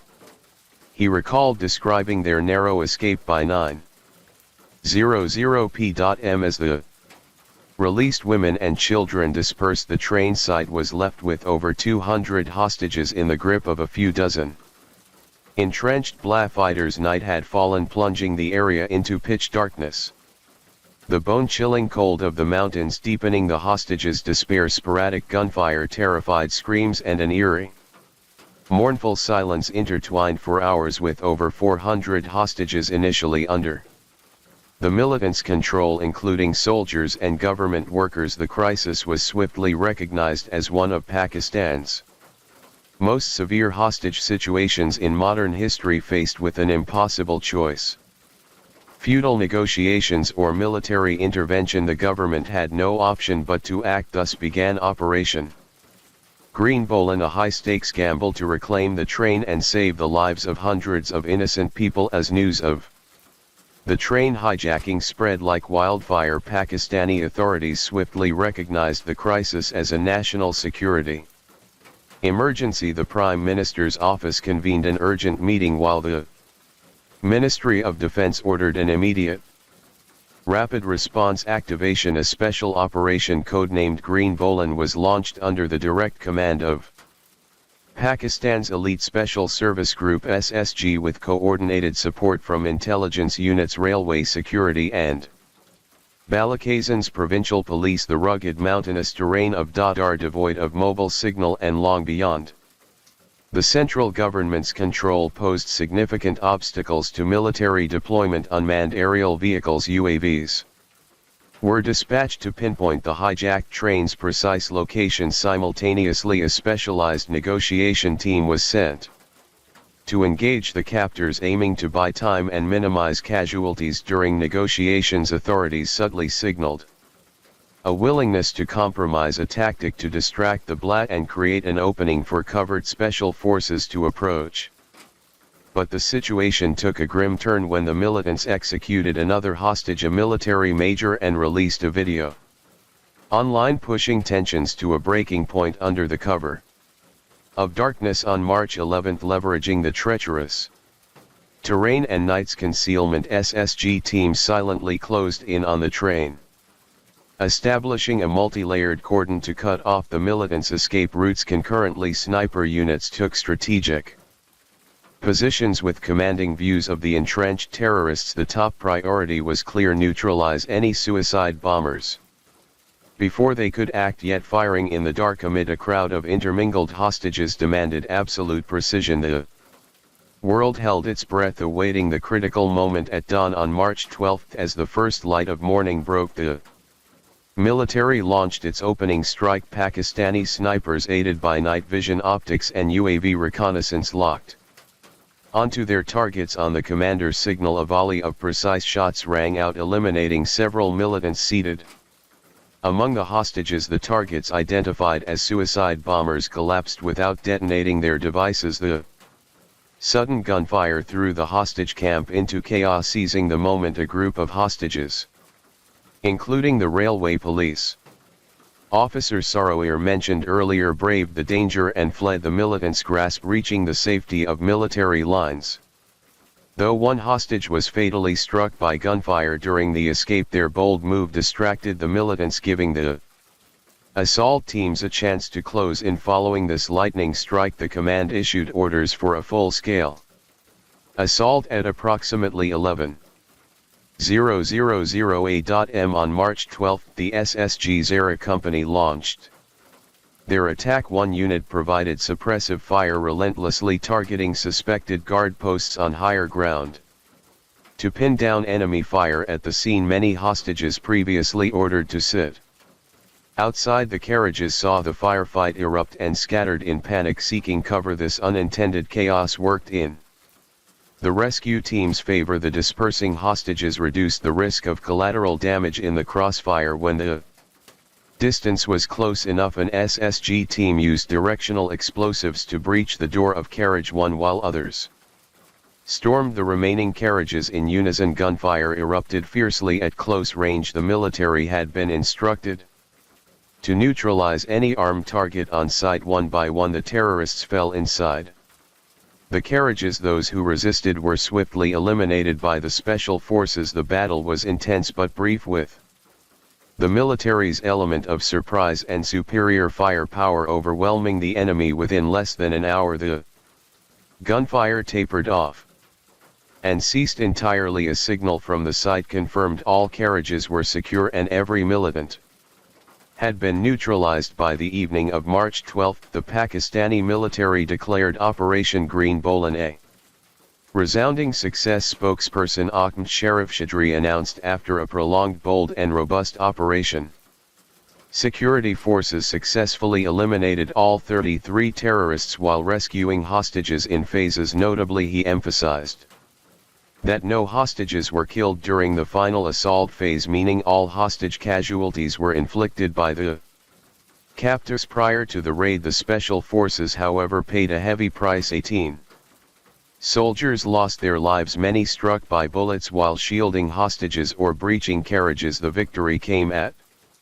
a steep human cost. Immediately after the raid, the military evacuated all hostages via helicopters and armored vehicles. Of the initial 450 passengers, 354 were rescued alive, though some suffered severe exhaustion or psychological trauma. Tragically, 64 people perished, including 18 soldiers from both the raid and earlier executions. 5 civilians killed during the occupation, 3 railway workers, 3 children and 35 others who died from fires, stray bullets or being used as human shields during the fighting. 38 injured passengers were rushed to a military hospital in Quito under critical conditions. Several passengers remained unaccounted for, presumed to have fallen from the train or fled into the surrounding forests in panic. Post-operation, the military thoroughly searched the train and surrounding area to ensure no threats remained. They recovered 33 militant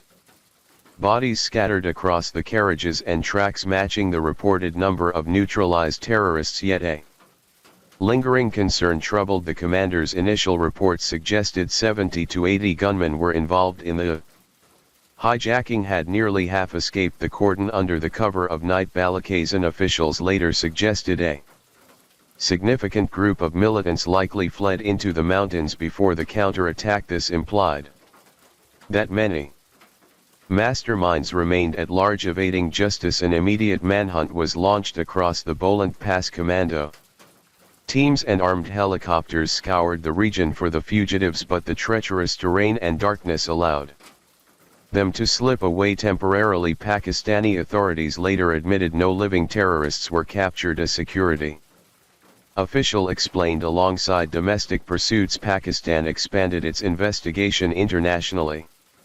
Intelligence intercepted radio communications between the train's attackers and contacts across the Afghan border, suggesting BLA leaders abroad had remotely orchestrated the assault.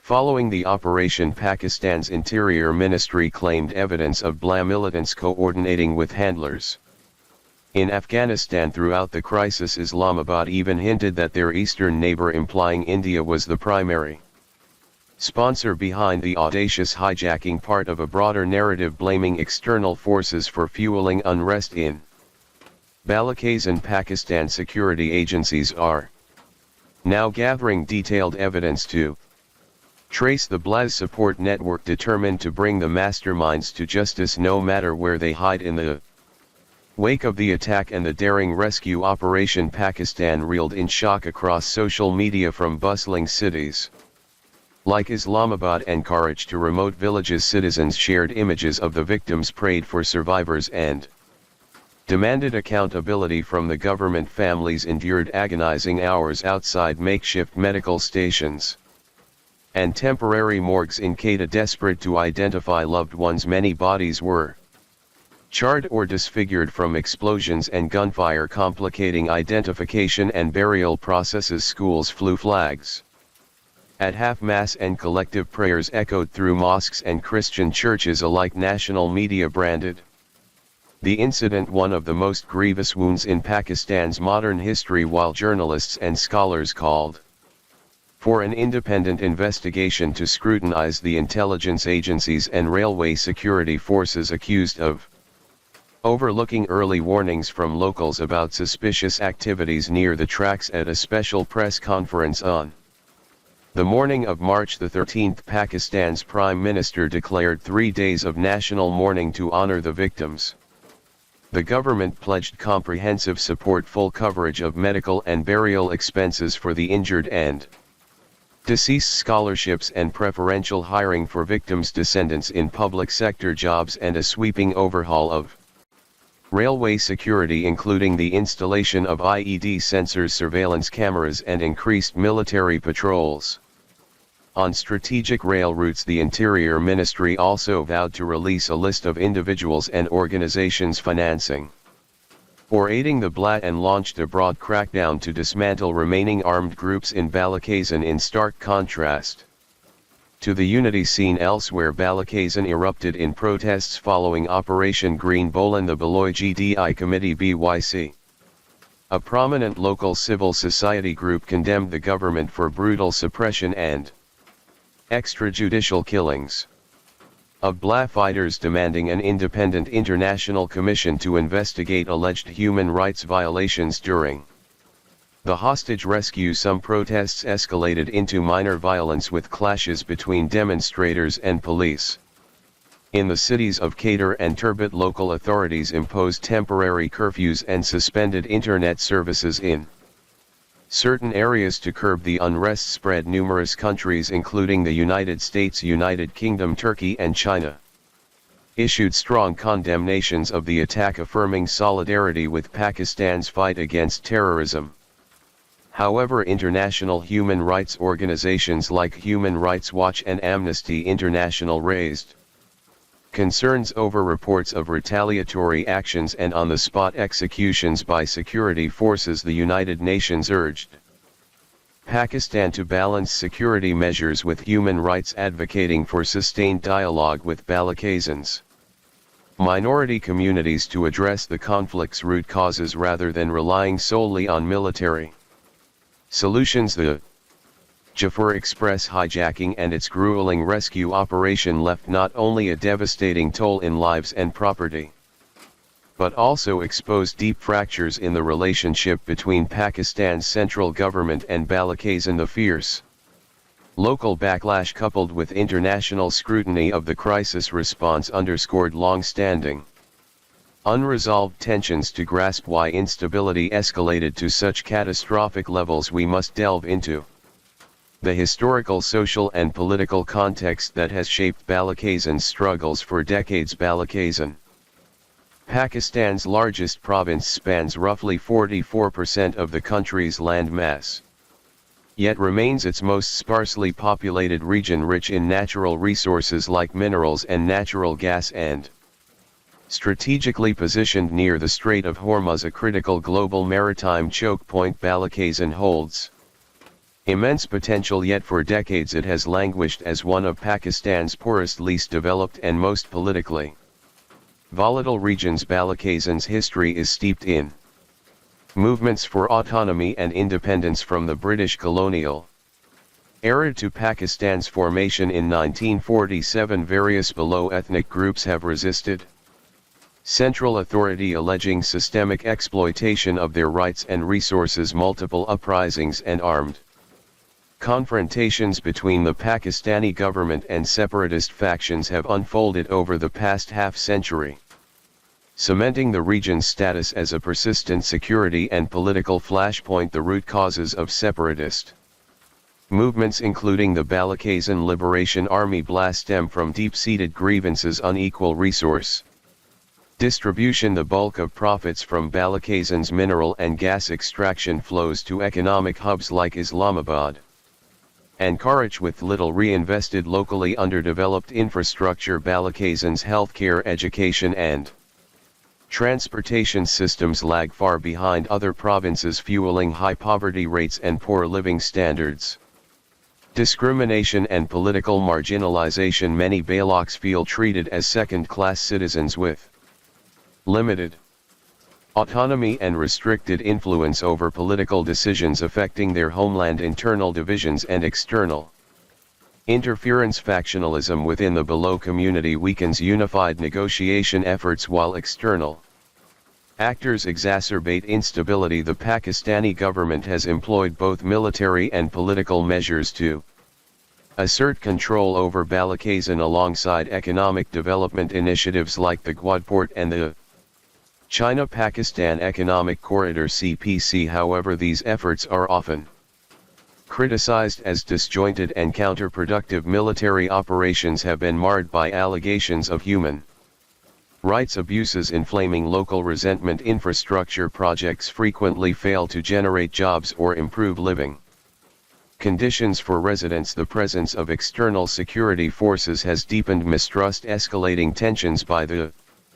fateful day of March 11, 2025, Balakazan was already a tinderbox. The provincial governor had repeatedly warned of escalating militant violence. Trains like the Jafur Express were escorted by armed railway police and soldiers to protect passengers. Locals had grown accustomed to sporadic gunfire echoing through the hills, yet no one could have anticipated a brazen Hollywood-style train heist targeting hundreds of civilians in broad daylight. The 2025 Jafur Express hijacking was not merely a bloody tragedy that stunned the nation, it was a stark warning of the precarious security situation and deep-seated socio-political rifts in Pakistan, particularly in Balakhisan. The attack highlighted the audacity, meticulous planning and escalating firepower of separatist groups, actors willing to sacrifice innocent lives to advance their political message. While Operation Green Bolan was hailed as a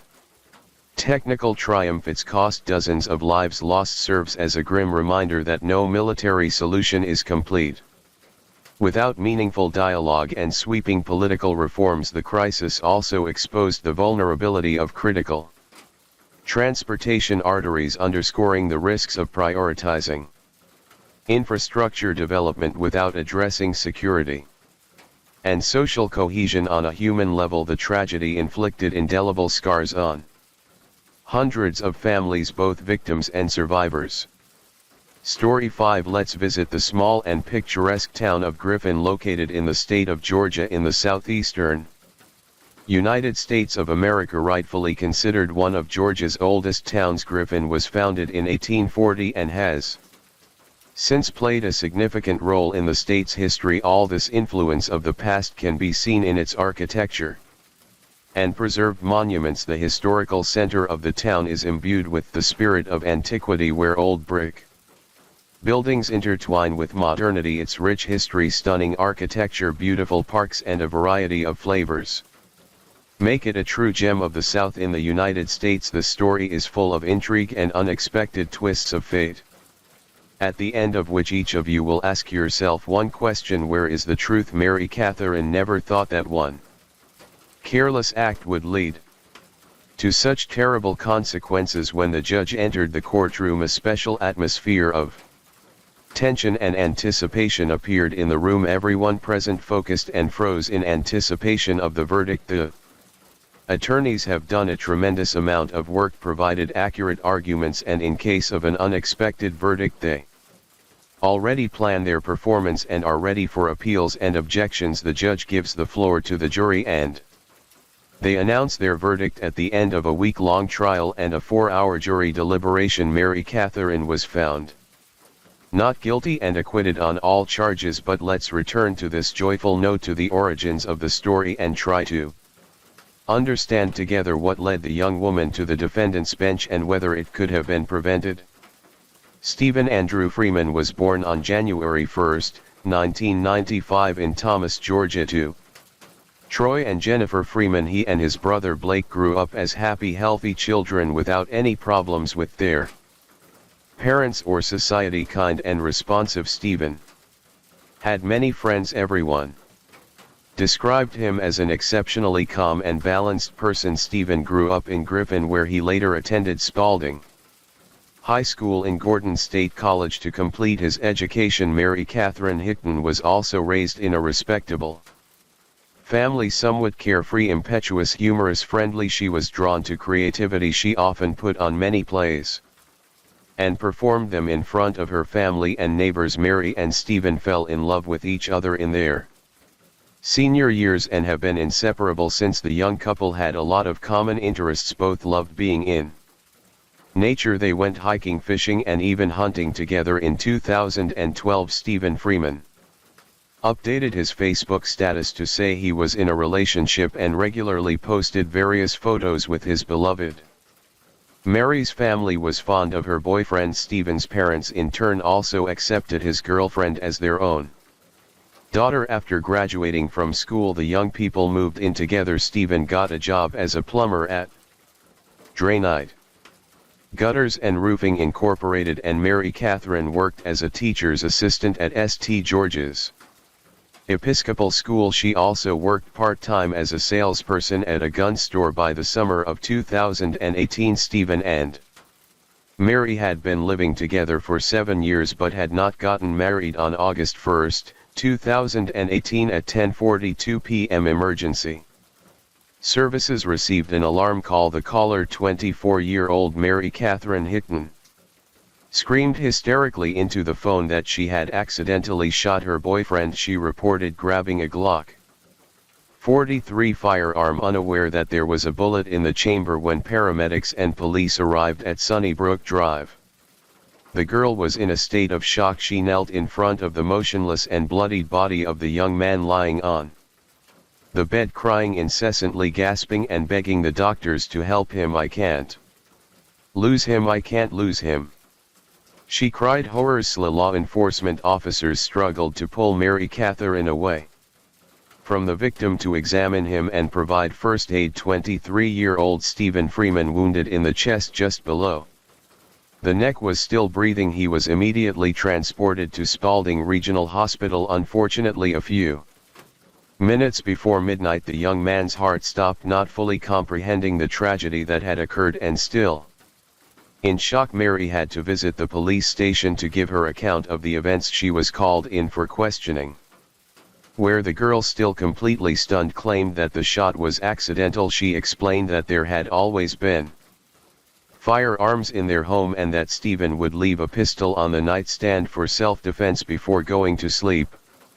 As their house was located outside the city on that fateful evening, she merely wanted to hand Stephen the pistol and it accidentally discharged. She had no idea the gun was loaded. Mary Catherine insisted that Stephen Freeman was the love of her life. She would never harm him, especially not intentionally. Examining the scene, investigators did not rule out the possibility that the act might have been premeditated, and they had substantial arguments to support this theory. There were signs of a struggle in the kitchen with food and dishes scattered about. Detectives Adam Trammell and Chris Wilson found Mary's story improbable and continued the investigation, examining the evidence.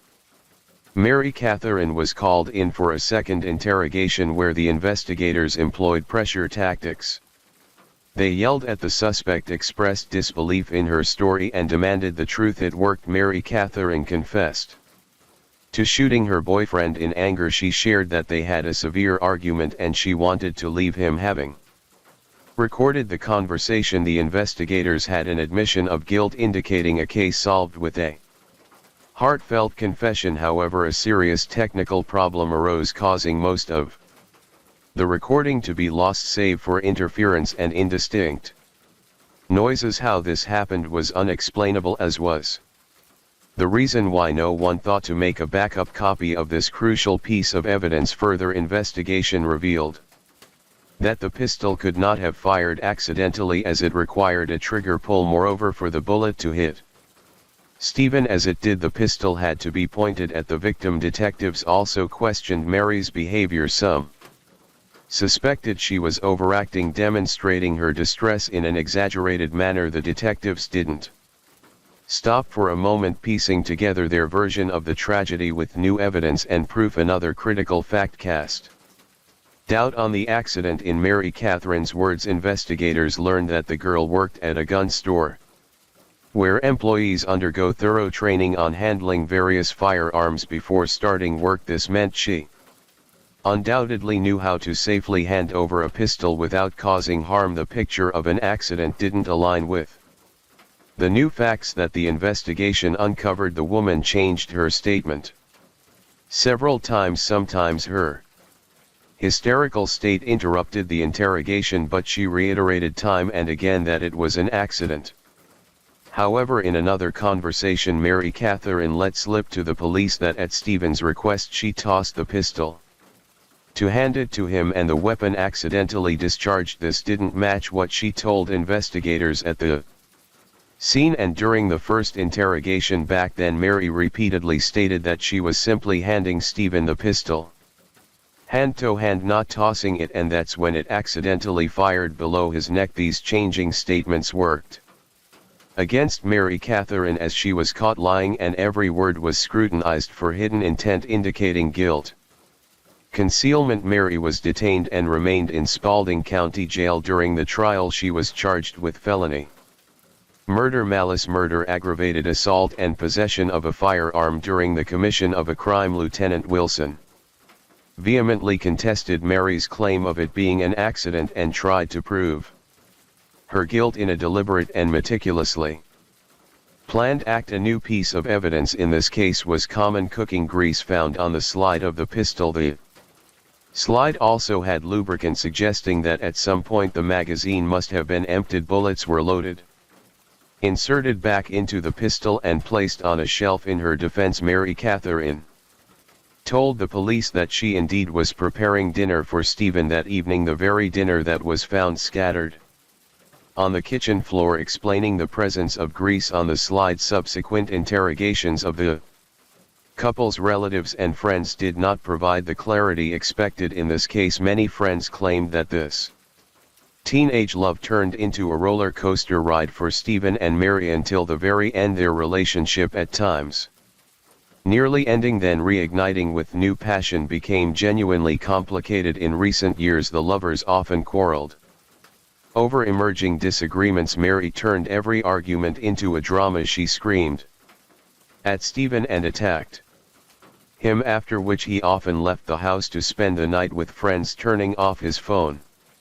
As Mary continued to call and text him, she tried to control his every move, driving Stephen to frustration. The guy shared with friends that Mary, during arguments and fights, pointed the pistol at him or herself, threatening to end her life or his. Stephen never reported this to the police, fearing Mary would be jailed, and this was not the only instance when Mary resorted to using a weapon, and there were plenty of weapons in their home. During an interrogation, Stephen's friend Thomas Skinner shared that 2 days before the tragedy, on July 30, 2018, Stephen and Mary Catherine exchanged warm messages wishing each other a good day. The next day, July 31, Stephen told his mother that he would not return home to that devil and stayed the night at Thomas's place. On August 1, 2018, when Stephen didn't come home to sleep, Mary sent him hundreds of messages begging him to return that evening. She prepared dinner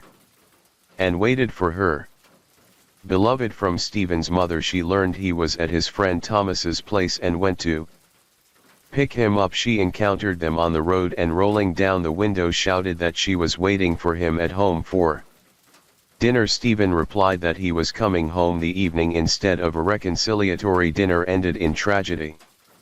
The police believed the case was closed as a premeditated act driven by Mary Catherine's anger, but her defense team revealed another side to the young couple's life known to few. On June 17, 2019, almost a year after Stephen's death, his beloved Mary Catherine Hickton stood trial. Before the hearing, Mary Hickton was offered a plea deal for life imprisonment with the possibility of parole if she pleaded guilty. However, she refused the deal, insisting she could never harm Stephen because he was the love of her life. At the initial hearings, Mary Hickton defended herself vehemently. She repeatedly claimed it was an accident and that she loved Stephen Freeman. She also surprised many by accusing her boyfriend of abusive behavior towards her. She claimed he hit her twice and even forced himself on her. On the day of the tragedy, he allegedly attacked her and she had to defend herself. It turned out the couple's relationship had been deteriorating over some time. Friends and relatives claimed Mary Hickton was furious because Stephen often ignored her messages and calls. She demanded attention and pursued him especially insistently. Lately, allegedly, on the night of the act, when Stephen Freeman finally came home, he refused to eat the dinner Mary had prepared for him, which became the last straw for her. She couldn't hold back and fired at him. Prosecutor Kate Leonard stated in court that there was physical evidence supporting that Mary Catherine shot Stephen in anger after he didn't come home for dinner and ignored her calls and text messages as physical evidence. The grease found on the pistol and the sheet taken from the mattress where Stephen lay bleeding were presented. The sheet was shown as a key piece of evidence that Stephen was not attacking Mary but was sitting still in one spot. Forensic experts examined the blood stains and determined that at the moment of the shot, Stephen was not moving or approaching Mary Catherine but was calmly sitting on the bed. If he had been moving, blood would have been everywhere, not just in one corner of the sheet. This only confirmed that the accused version was once again false in court. Faced directly with the possibility of life imprisonment and finally believing in what was happening, Mary Catherine took a risky decision to give truthful testimony in court. With tears in her eyes in front of the judge and numerous attendees, she once again portrayed Stephen Freeman as a harsh and controlling tyrant, and with certain evidence she managed to do so. The defense stuck to the self-defense narrative, presenting the argument that erupted into a scandal between Mary and Stephen on the evening of the tragedy, where Mary fired at him. In defense, Mary Catherine sorrowfully shared numerous stories from her life where Stephen had hurt her. She confessed he had repeatedly hit her face, shaken her, and threatened punishment for any minor misconduct or disobedience. Living with Stephen, I experienced all kinds of pressure, imaginable verbal insults, physical attacks, and even assault. He constantly controlled and manipulated me. He needed to know where I was, who I was with, what I was doing, how I was spending money, and even what I was eating. He drove me to despair with unreasonable jealousy. I never reported him to the police because I loved and feared him. The defense presented ample evidence to support her claims, revealing not just text messages taken from Mary's old phone, but also a correspondence that raised significant questions about who was the real tyrant and betrayer in this relationship. The text messages dating back over a year and a half between her and Stephen not only proved the boy's harshness but also the girl's infidelity. Some message snippets showed Stephen indeed insulting Mary Catherine with harsh words and threatening her with repercussions upon his return from fishing. However, the reason for his anger was much more disdainful. Stephen's friends confirmed that at that moment he was indeed very angry with his girlfriend for being unfaithful, which Mary denied. Mary Catherine shared that Stephen had forced himself on her twice and she feared he would hurt her again. On August 1, 2018, leading her to act in self-defense. The defense called an expert and close relatives of Mary who could attest to the domestic violence. Mary's sister Sarah Hickton testified affirmatively, stating she saw bruises on Mary's arm 2 weeks before the shooting. She expressed regret for not photographing it and believing Mary's explanation that it happened accidentally. A tearful Mary Hickton explained to the jury that on that fateful night she decided to break up with Stephen once and for all, telling him to leave the house. Stephen became angry and attacked her. In defense, she grabbed the pistol from the nightstand and accidentally fired. After Mary Catherine's emotional testimony, the prosecution and defense engaged in a fierce battle with Stephen's former friends who had been close to Mary for years, desperately trying to idealize their deceased friend. Thomas Skinner, Stephen's best friend, described the victim as a loyal and hard-working country boy and Mary Catherine as an obsessive and possessive girlfriend who constantly controlled and stalked him. He claimed Mary Catherine and Stephen's relationship had become toxic over the last few years, with her threatening to end her life whenever Stephen tried to leave her, and once after an argument she pointed a pistol at her head in front of him. Another witness, Stephen's co-worker Alicia Varela, testified that Mary Catherine obsessively called Stephen throughout the day even when he was at work. However, in Mary's supposedly truthful court testimony where she framed the shooting as self-defense, she missed an important detail that prosecutor Kate Leonard pointed out. Mary talked a lot about their interactions and how after many years of perfect relations they suddenly started to degrade and physically abuse each other, but she never mentioned the moment of supposed self-defense when she actually pulled the trigger. Prosecutor Kate Leonard was not convinced by such an admission, noting that in cross-examination Mary never once mentioned any harsh treatment by Stephen. She repeatedly asked Mary Catherine whether a woman being safe at home would go after her assailant late at night to bring him back home. The answer was not convincing, and the prosecutor continued her statement, embodying that dreadful scene of the Accidental shooting. Kate Leonard picked up the pistol and recreated the moment as she saw it according to her version. Stephen came home then after hearing Mary out. They argued and he refused to have dinner. Mary, enraged, scattered the prepared food around the kitchen. Stephen, trying to avoid further conflict, went to the bedroom and sat on the bed. Likely he was waiting for her to calm down. But Mary, ready for confrontation, called out to him twice without receiving a response, walked into the bedroom and shot him in the neck on the left side since he hadn't turned to face her. In her closing arguments, Kate Leonard reminded the jury of the various stories and versions that kept changing at every police interrogation and court hearing. Mary Catherine Hickton spared no details in her emotional testimony about the alleged abuse from Stephen Freeman, but before handing the case over to the jury, Kate Leonard desperately pleaded to consider this story not as a case of self-defense but as a case of extreme manipulation. Despite the lost confession recording, the prosecution presented other evidence and counterarguments. The forensic examination proved that Stephen Freeman was sitting on the bed at the moment of the shooting, hence he couldn't have been attacking Mary Hickton. Mary claimed they kept the gun in the house unloaded. Detectives suspected that the pistol was indeed loaded in advance. On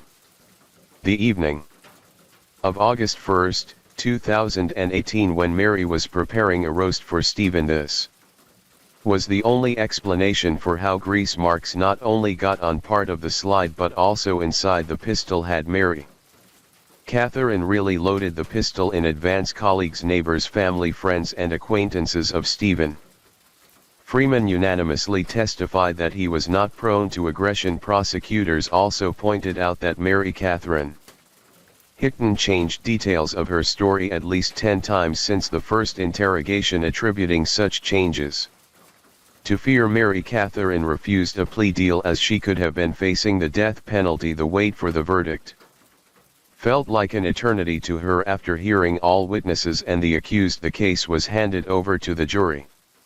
Just 10 minutes later, the jury was ready to announce their decision. However, 2 jurors out of 10 had doubts about some aspects of the prosecution's story. They were concerned that investigators, so eager to charge Mary Catherine with premeditated action, had not fully checked crucial facts. Questions were raised about the lack of a complete investigation into Stephen Freeman's phone, checking his text messages and browsing history. The prosecution simply hadn't done this. Besides Mary's lies, no sufficient evidence was presented against her. The arguments presented by jurors Victor and Chris had an effect.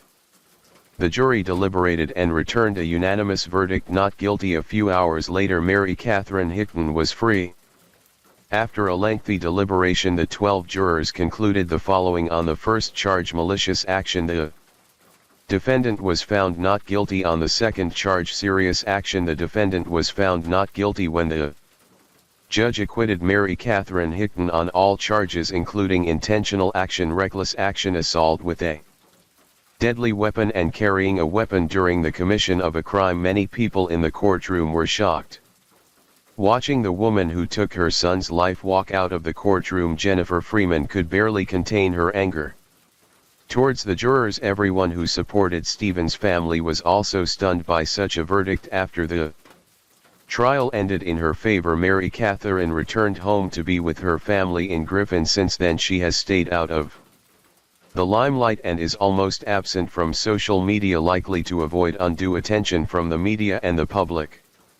Her Instagram profile is private and no further details about her current whereabouts are known. It's assumed that Mary Catherine has moved on from her harrowing past to live a quiet and unnoticeable life. Stephen Freeman's mother dedicated a farewell post to her son on social media. Stephen lived a life filled with love, joy, compassion and loyalty. Everyone was his friend, and those who enjoyed hunting and fishing with him were his closest. He had a heart of gold and a charming southern smile. Stephen showed his love for you by making you feel like you were the only person in the world, making you laugh until your stomach hurt, always smiling broadly, hugging you and never leaving your side. These 3 simple words, I love you, have always inspired me. So who really pulled The trigger in this story, that's a question you must answer for yourself, as all the answers in this story are evident. By analyzing and presenting the situation, it's up to everyone to decide whether Mary Catherine is guilty or if it was a tragic accident that cost a young man his life. How much do you agree with the two jurors who changed the course of a young woman's life, giving her a second chance? Mary Catherine likely lives a quiet life away from the spotlight now that she has managed to leave her terrible past behind. Story 6. The story unfolds in Argentina, the second largest country in South America. In the northeast lies Resistencia, a city nestled in western Coran's Peninsula, the capital of Choco province, known as a vibrant hub of culture, commerce and education. Resistencia is also the setting of a chilling mystery, the disappearance of a 28-year-old woman during a honeymoon trip with her newlywed husband in June 2023. Nearly a year has passed, with countless searches yielding no trace of her, yet through the relentless determination of the police, the layers of this case have begun to unravel, revealing a truth so harrowing it leaves those left behind shattered. You're watching the Cecilia case, the missing bride, and the horrifying truth behind her disappearance on True Crime in the World. As always, if this story captivates you, don't hesitate to leave a like to show your support. The central figure in this story is Cecilia Strasovsky, a 28-year-old woman with a younger sister. Raised by their mother Gloria after their parents' divorce, the sisters grew up in a fractured household. Cecilia's father, a compulsive gambler and alcoholic, unleashed his frustrations through violence, abusing his wife and children during drunken outbursts. Unable to endure his behavior, Gloria left him, taking her daughters to start anew. Cecilia, kind-hearted and sharp-witted, excelled academically, earning a spot at one of Argentina's top 6 universities. With stellar grades after graduating, she secured a stable job as a manager at a company, earning a comfortable income when the COVID-19 pandemic swept the globe in 2020. Cecilia, like many, shifted to remote work. With newfound free time, she downloaded a dating app, hoping to find a meaningful connection. Her striking appearance drew attention from many suitors, but Cecilia had a clear vision of her ideal partner and dismissed most advances. Among the flood of messages, one stood out: a polite, humble man named Cesar Sena, a studio owner with a passion for fitness and a fondness for small animals. Cesar piqued Cecilia's interest in December 2021. The two met in person and quickly embarked on a serious relationship. Cecilia introduced Cesar to her mother Gloria, who was overjoyed to see her daughter so happy. Over dinner, Gloria cautiously probed Cesar's background. She learned his father, a prominent local politician, had risen from humble beginnings as a laborer. Driven by ambition and supported by like-minded allies, he founded a union to advocate for the marginalized, earning widespread recognition as the organization grew. Cesar's mother, an avid community activist, had been involved in women's organizations since her youth and hoped her future daughter-in-law would share her passion for political causes. The stark contrast between the two families concerned Gloria. After dinner, she pulled Cecilia aside in the kitchen, voicing her reservations, but Cecilia, resolute in her love, stood firm. Seeing her daughter's conviction, Gloria chose not to interfere, hoping only for Cecilia's happiness. In August 2022, during a romantic getaway, Cesar proposed to Cecilia with a diamond ring, and she tearfully accepted.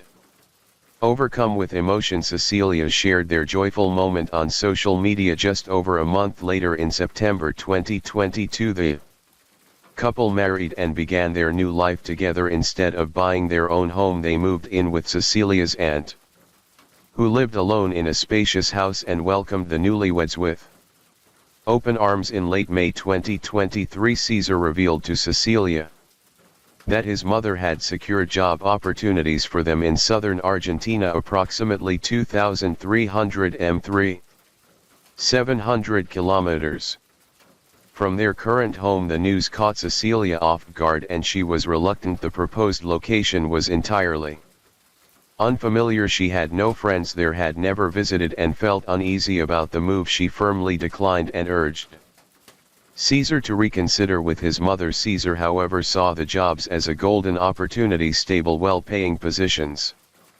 offering salaries several times higher than the average workers with standard hours and ample free time. He emphasized that his mother had leveraged valuable connections to secure these roles, urging Cecilia to think carefully before dismissing the offer. Unmoved, Cecilia held her ground to bridge the gap. Caesar proposed a compromise. They would travel to the job location for a visit, doubling as their honeymoon. This way they could explore the area and make an informed decision. Convinced, Cecilia agreed and began planning the trip in detail. On Thursday, June 1, 2023 at 2:00 p.m. Cecilia packed her belongings at her aunt's house, filling a black suitcase with clothes and personal items. Her aunt helped prepare for the journey. Caesar, who had visited his parents' home earlier, met Cecilia at her aunt's before their departure at 11:00 p.m. Cecilia left in a Toyota pickup truck driven by a private driver. Her aunt, helping load the luggage, was surprised to see Caesar carrying only a red backpack. When asked why he packed so lightly, Caesar explained that their multi-ity itinerary made it easier to buy essentials along the way rather than lugging heavy bags. Their plan was to drive to Corrientes for a night's rest, then fly the next day to Buenos Aires, where they would spend a few days sightseeing and shopping before continuing to Ushuaia in southern Argentina. Since neither Cecilia nor Caesar drove, they hired a trusted family driver with years of experience, easing her aunt's concerns. As planned, the driver safely delivered the couple to Córdoba, where they checked into a hotel. Cecilia, thrilled about her first flight, eagerly shared updates with friends before the trip. On June 6, 2023, 5 days after Cecilia and Caesar left, Gloria arrived at the police station in a state of panic. She reported that her eldest daughter Cecilia had vanished. Suspecting foul play, Gloria revealed that someone else seemed to be using Cecilia's phone to send reassuring messages to the family, claiming she was enjoying her trip. On June 2, and at 1:30 p.m., Gloria received a text from Cecilia's phone stating she was about to board a flight. In the days that followed, Cecilia's phone continued to send updates about the trip. However, Gloria grew suspicious. Her daughter rarely shared such frequent updates. On the night of June 4, Gloria was startled awake by urgent knocking at her door. Opening it, she was confronted by two men claiming to be agents searching for Cecilia, stating that something had happened to her. Before Gloria could ask for details, the men sped off into the night and vanished. They were strangers, their faces obscured, wearing black clothing and sports shoes, and using voice-altering devices, making identification impossible. Distraught, Gloria texted Cecilia and received a prompt reply when she asked for a video call. Cecilia's phone claimed the camera was broken. Gloria then requested a voice message. After a delay, a recording arrived, but its content was unrelated to the trip, an old message Cecilia had sent her sister long ago. When Cecilia's sister called her, there was no answer. Gloria's calls went straight to voicemail. In desperation, they contacted Caesar, who claimed Cecilia wasn't with him. He said they had argued in Buenos Aires and Cecilia, enraged, had attacked him before storming off. Caesar recounted Cecilia's harsh words. She didn't love him, had only been with him for his family's wealth, and had long been in love with someone else. She demanded he leave her life for good, then grabbed her belongings and left. Gloria was stunned. Caesar further claimed that he and Cecilia had secretly divorced but continued living together to maintain appearances. At Cecilia's request, he insisted his account was true. Gloria, however, refused to believe it, certain that Cecilia genuinely loved Caesar, had no other romantic interests, and wasn't motivated by wealth. Caesar then ended the call for 2 days. Gloria and her younger daughter were consumed with worry, unable to find any leads through Cecilia's friends. Left with no choice, Gloria filed a missing persons Report at the police station. The report described Cecilia as 28 years old, 5 feet 6 inches in tall, with brown hair, last seen on June 1 wearing gray jeans, a dark gray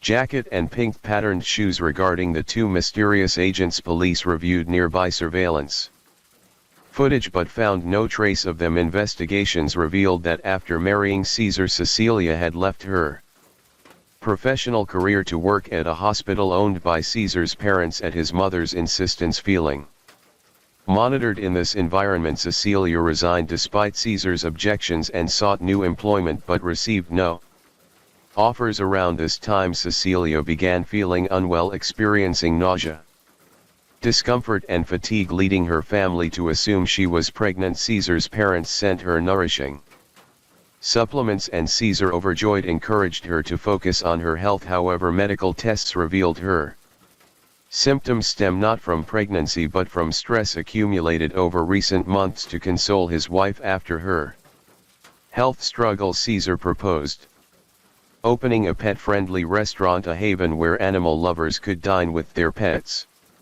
and share experiences. Cecilia enthusiastically embraced the idea and they set to work immediately. Caesar handled the finances while Cecilia managed operations. The restaurant opened its doors in late 2022, initially drawing crowds of young patrons with their pets in tow. The early surge in revenue brought Cecilia immense joy, but the success was fleeting. Customer numbers dwindled and the income couldn't sustain operations. By March 2023, the restaurant shuttered. Undeterred, Cecilia sold the business and used her savings combined with the proceeds to open a gym. However, Caesar's parents seemed to disapprove of her ventures. Instead, they arranged job opportunities for the couple in southern Argentina. That fateful trip, planned for June 1, 2023, would mark the beginning of Cecilia's mysterious disappearance. 2 days after the missing persons report was issued, no trace of Cecilia had surfaced. The police summoned Caesar to the station for questioning, hoping to uncover new leads. Caesar arrived accompanied by his mother Marcella and their private attorney. The case swiftly captured media attention, fueled by the prominence of Caesar's family, a well-known and influential clan in the region. Before entering the station, Marcella fielded questions from the press gathered outside. She claimed she had never recognized Cecilia as her daughter-in-law, asserting that Cecilia at 28 was far older than her 19-year-old son Caesar. She described their relationship as a fleeting online connection with Caesar. Momentarily captivated by Cecilia's allure, Marcella accused Cecilia of faking a pregnancy to deceive their family. She admitted that both she and Caesar were among the last to see Cecilia, recounting a chance encounter during a business trip to Buenos Aires. There she witnessed Cecilia and Caesar arguing, with Cecilia striking her son before storming off. Caesar, she said, had joined a tour group afterward and the two had not been in contact since.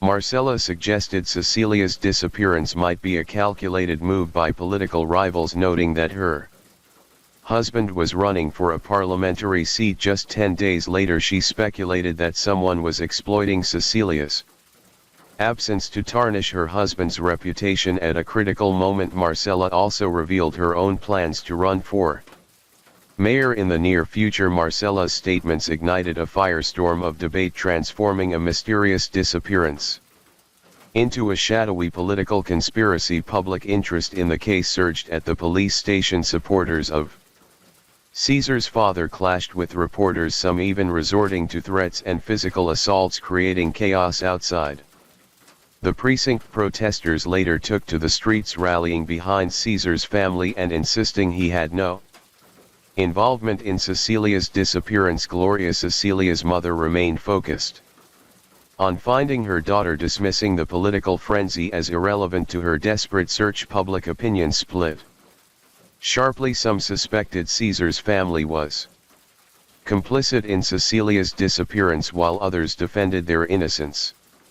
Cecilia's aunt provided a starkly different perspective to the police, portraying Cecilia as a proud, diligent Woman who kept a home and doted on her husband contrary to the family's claims. She described Caesar as lazy, neglecting household chores and even personal hygiene, only washing his face when Cecilia prompted him. Cecilia, she said, went out of her way to cater to Caesar's picky eating habits, finding joy in cooking for him daily despite Cecilia's devotion. Marcella never accepted her as a daughter-in-law, frequently summoning Caesar back to the family home and sending a private driver to fetch him, leaving Cecilia heartbroken. The aunt pleaded with the police to find her niece swiftly. The aunt also revealed that due to the pandemic, Cecilia and Caesar's wedding was a modest affair. Strikingly, no one from Caesar's family attended to offer congratulations. Cecilia brushed it off, saying they were busy, but another troubling detail emerged.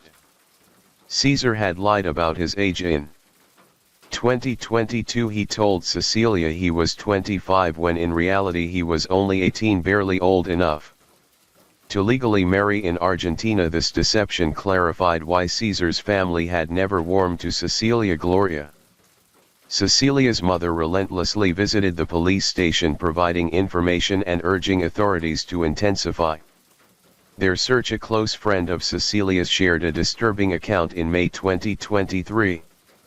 Before the trip, Caesar had displayed violent tendencies. During an argument, he had grabbed Cecilia by the throat, threatening to kill her entire family if she displeased him. On June 6, photos surfaced on social media showing Cecilia at an event alongside Marcella. Observers zooming in on the images noticed faint bruises on Cecilia's neck. After the photos spread, an anonymous man contacted the police claiming he saw Cecilia standing outside Caesar's family home on June 2, directly contradicting Caesar's statement that they were preparing to board a flight in Buenos Aires that day. Growing suspicious, the police conducted an unannounced search of Caesar's family home. Only his father, Emiliano, was present and appeared flustered by the sudden visit, but cooperated. After hours of meticulous searching, authorities discovered faint blood stains on a mattress, a partially burned wallet, and several illegal weapons in Emiliano's bedroom. They found a large sum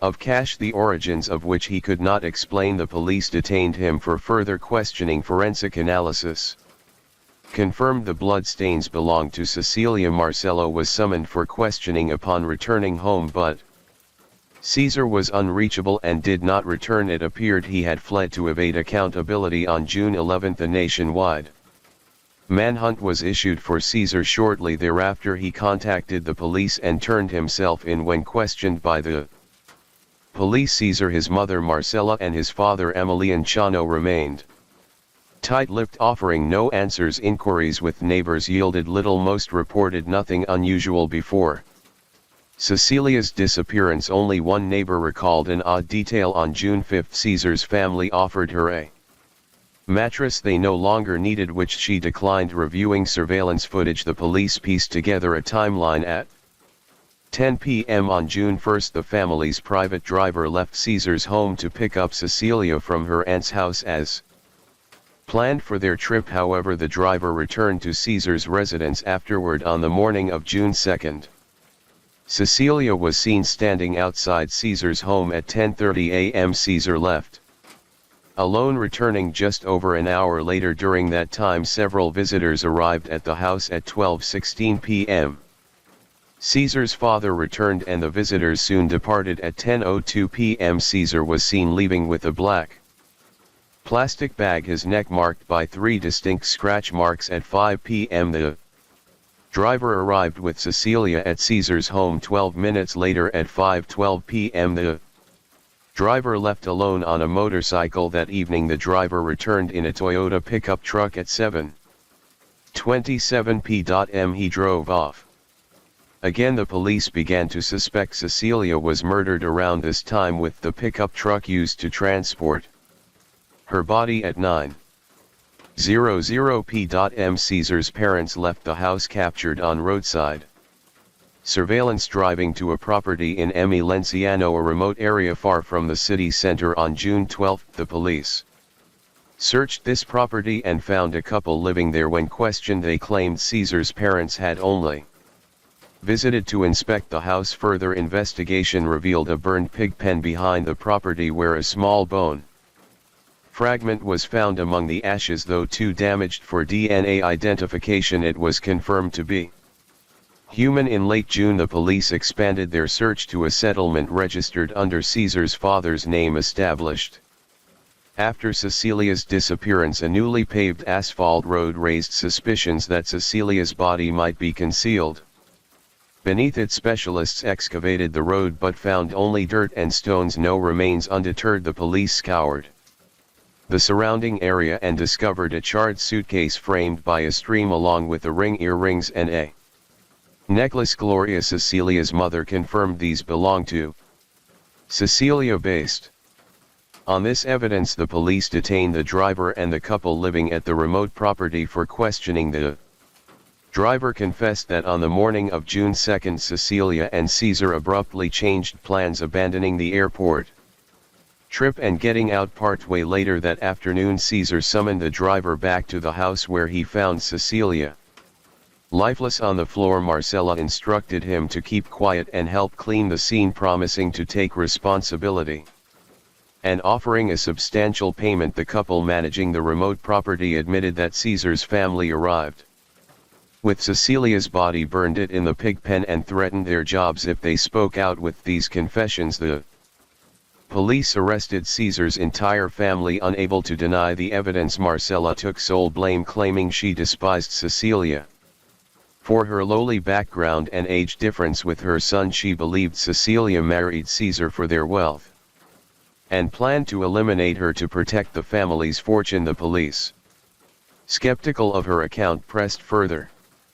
Under pressure, Caesar confessed to killing Cecilia. He admitted he initially loved her, but his mother's relentless criticism poisoned his perspective. Their marriage had been strained from the start. By September 2022, just after their wedding, they considered divorce, though Cecilia kept this private. Tensions escalated, culminating in the tragic outcome regarding the two mysterious agents who alerted Gloria. It's possible they were operatives from a political faction who uncovered the truth while monitoring Caesar's family ahead of the election. Desperate for news of her daughter, Gloria reported the incident to the police immediately. She later revealed receiving threatening messages warning that her entire family would be harmed if she persisted. Both her home and her aunt's house experienced sudden power and internet outages. Despite these intimidations, Gloria's love for her daughter drove her to continue cooperating with the authorities. In July 2023, a spontaneous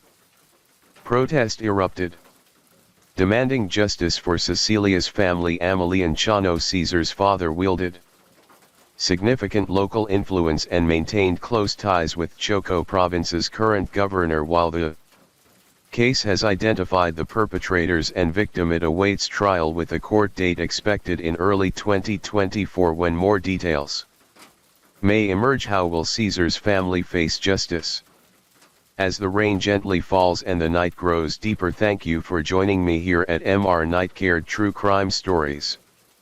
Remind us of life's mysteries and the importance of staying aware even as we seek comfort in the quiet of the night. Let the rain carry you to a peaceful sleep, and until we meet again, stay safe, stay curious, and let the night watch over you.